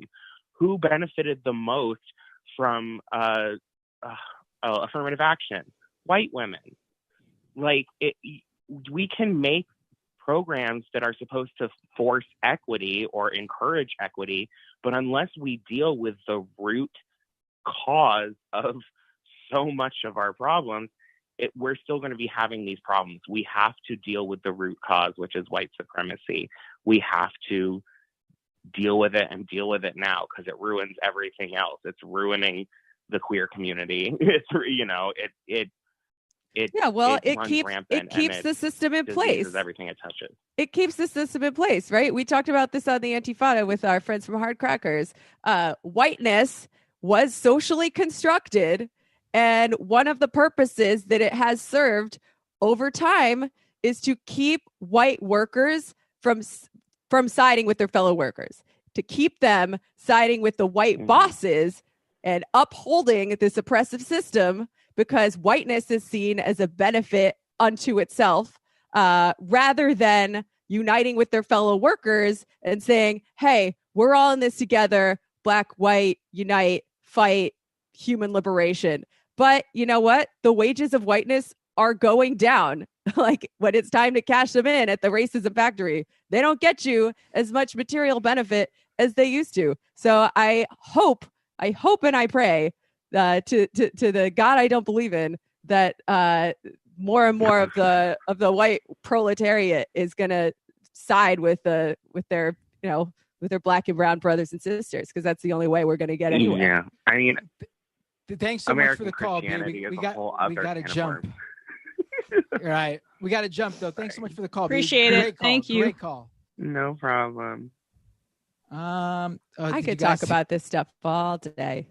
Did you guys see this? SAG-AFTRA was going to kick Trump out of the union, and so Trump today beat them to the punch and sent them a letter that is now leaked online, resigning from the union. It's really Trumpian. It's very funny. I write to you today regarding the so-called disciplinary committee hearing aimed at revoking my union membership. Who cares? While I'm not familiar with your work, I'm very proud of my work on movies such as Home Alone 2, Zoolander, and Wall Street, Money Never Sleeps, and television shows including The Fresh Prince of Bel-Air, Saturday Night Live, and of course, one of the most successful shows in television history, The Apprentice, to name just a few. And then he goes on to talk about how he's the reason cable news industry was successful because they all covered him so much, which is not entirely untrue, being that they covered him so goddamn much. There's a mutually beneficial relationship. Yes. Absolutely. Symbiotic, what are the three ones? Symbiotic, parasitic, and... Right. I don't know, but I know what you're saying. Yeah. Shit, I wish I remembered that from biology. I digress. Right. Yeah, but I love the name drop of his I guess what he views as his best body of work, which is Home Alone 2, Zoolander, and Fresh Prince, and SNL, of course. Yeah, to be fair, that is pretty impressive. I mean, I don't remember him in. Was he like at a fashion show in Zoolander? I don't really remember his work there. Yeah, I guess he was, right? I don't remember that either. I mean, he wasn't bringing the same energy to the PGA. I will say that. He was really outshined by Billy Zane in Zoolander, I have to say. Yeah, don't even remember him. All right. All right, guys, is that it? I think that's today's show. Unless there's anything, you guys, there's no IMs. They never worked. We never got to them. Canceled. Yep, IMs got canceled. Cancel culture. Yeah. Did you guys see that? I guess not enough time to do this, but really quick, I'll mention that GOP rep who was like pushing herself as like a moderate, Nancy Mace, going after AOC by claiming that her office is 2 doors down from AOC's, and there were no insurrectionists in her hallway, and AOC was just being dramatic. And then people looked at her history, literally what she told the press in the day or two following January 6th, where she talked about how she barricaded herself in her office and was too scared to leave her office that she slept in there at night. And her kids called her crying, "Where is mommy okay?" And how she was feared for her life, and that thank God for the Capitol Police, the one thing standing between her and the insurrectionists. Amazing, these people. They just flip on a whim based on what their base wants them to say. It's just incredible. 100%. All right, guys. Too bad the Democratic Party's not like that. If flipping on the whim based on what their base wants, that would be actually helpful. Yes, that would be nice. That would be nice. Well, time to burn down some police precincts for Medicare for all. There, that's the synthesis. We did it. No, I'm quoting Assad Hader from our teaching the other night, but I thought that was really a remarkable synthesis that we should all be thinking about in the years to come. All right, folks. Another great Thursday with you guys. I will see you all next Thursday once again. But if you want to subscribe to youtube.com/Matt Binder, my YouTube channel, tonight at 9 p.m., we'll be talking about the whole GameStop stocks Wall Street mess with Andre Demise. And that's again tonight, 9 p.m. Eastern time, youtube.com/Matt Binder. Subscribe.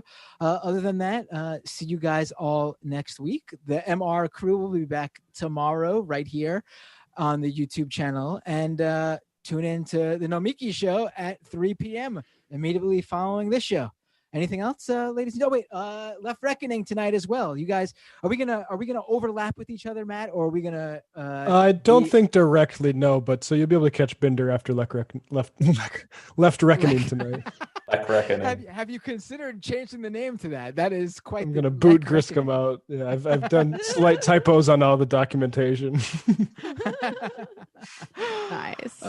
All right, everybody. Have a great day. See you all next week. And MR back here tomorrow. Bye-bye. It might take all the strength I got to get to where I want, but I know somehow I'm gonna get there. I wasn't looking when I just got caught between the truth and the light bulb.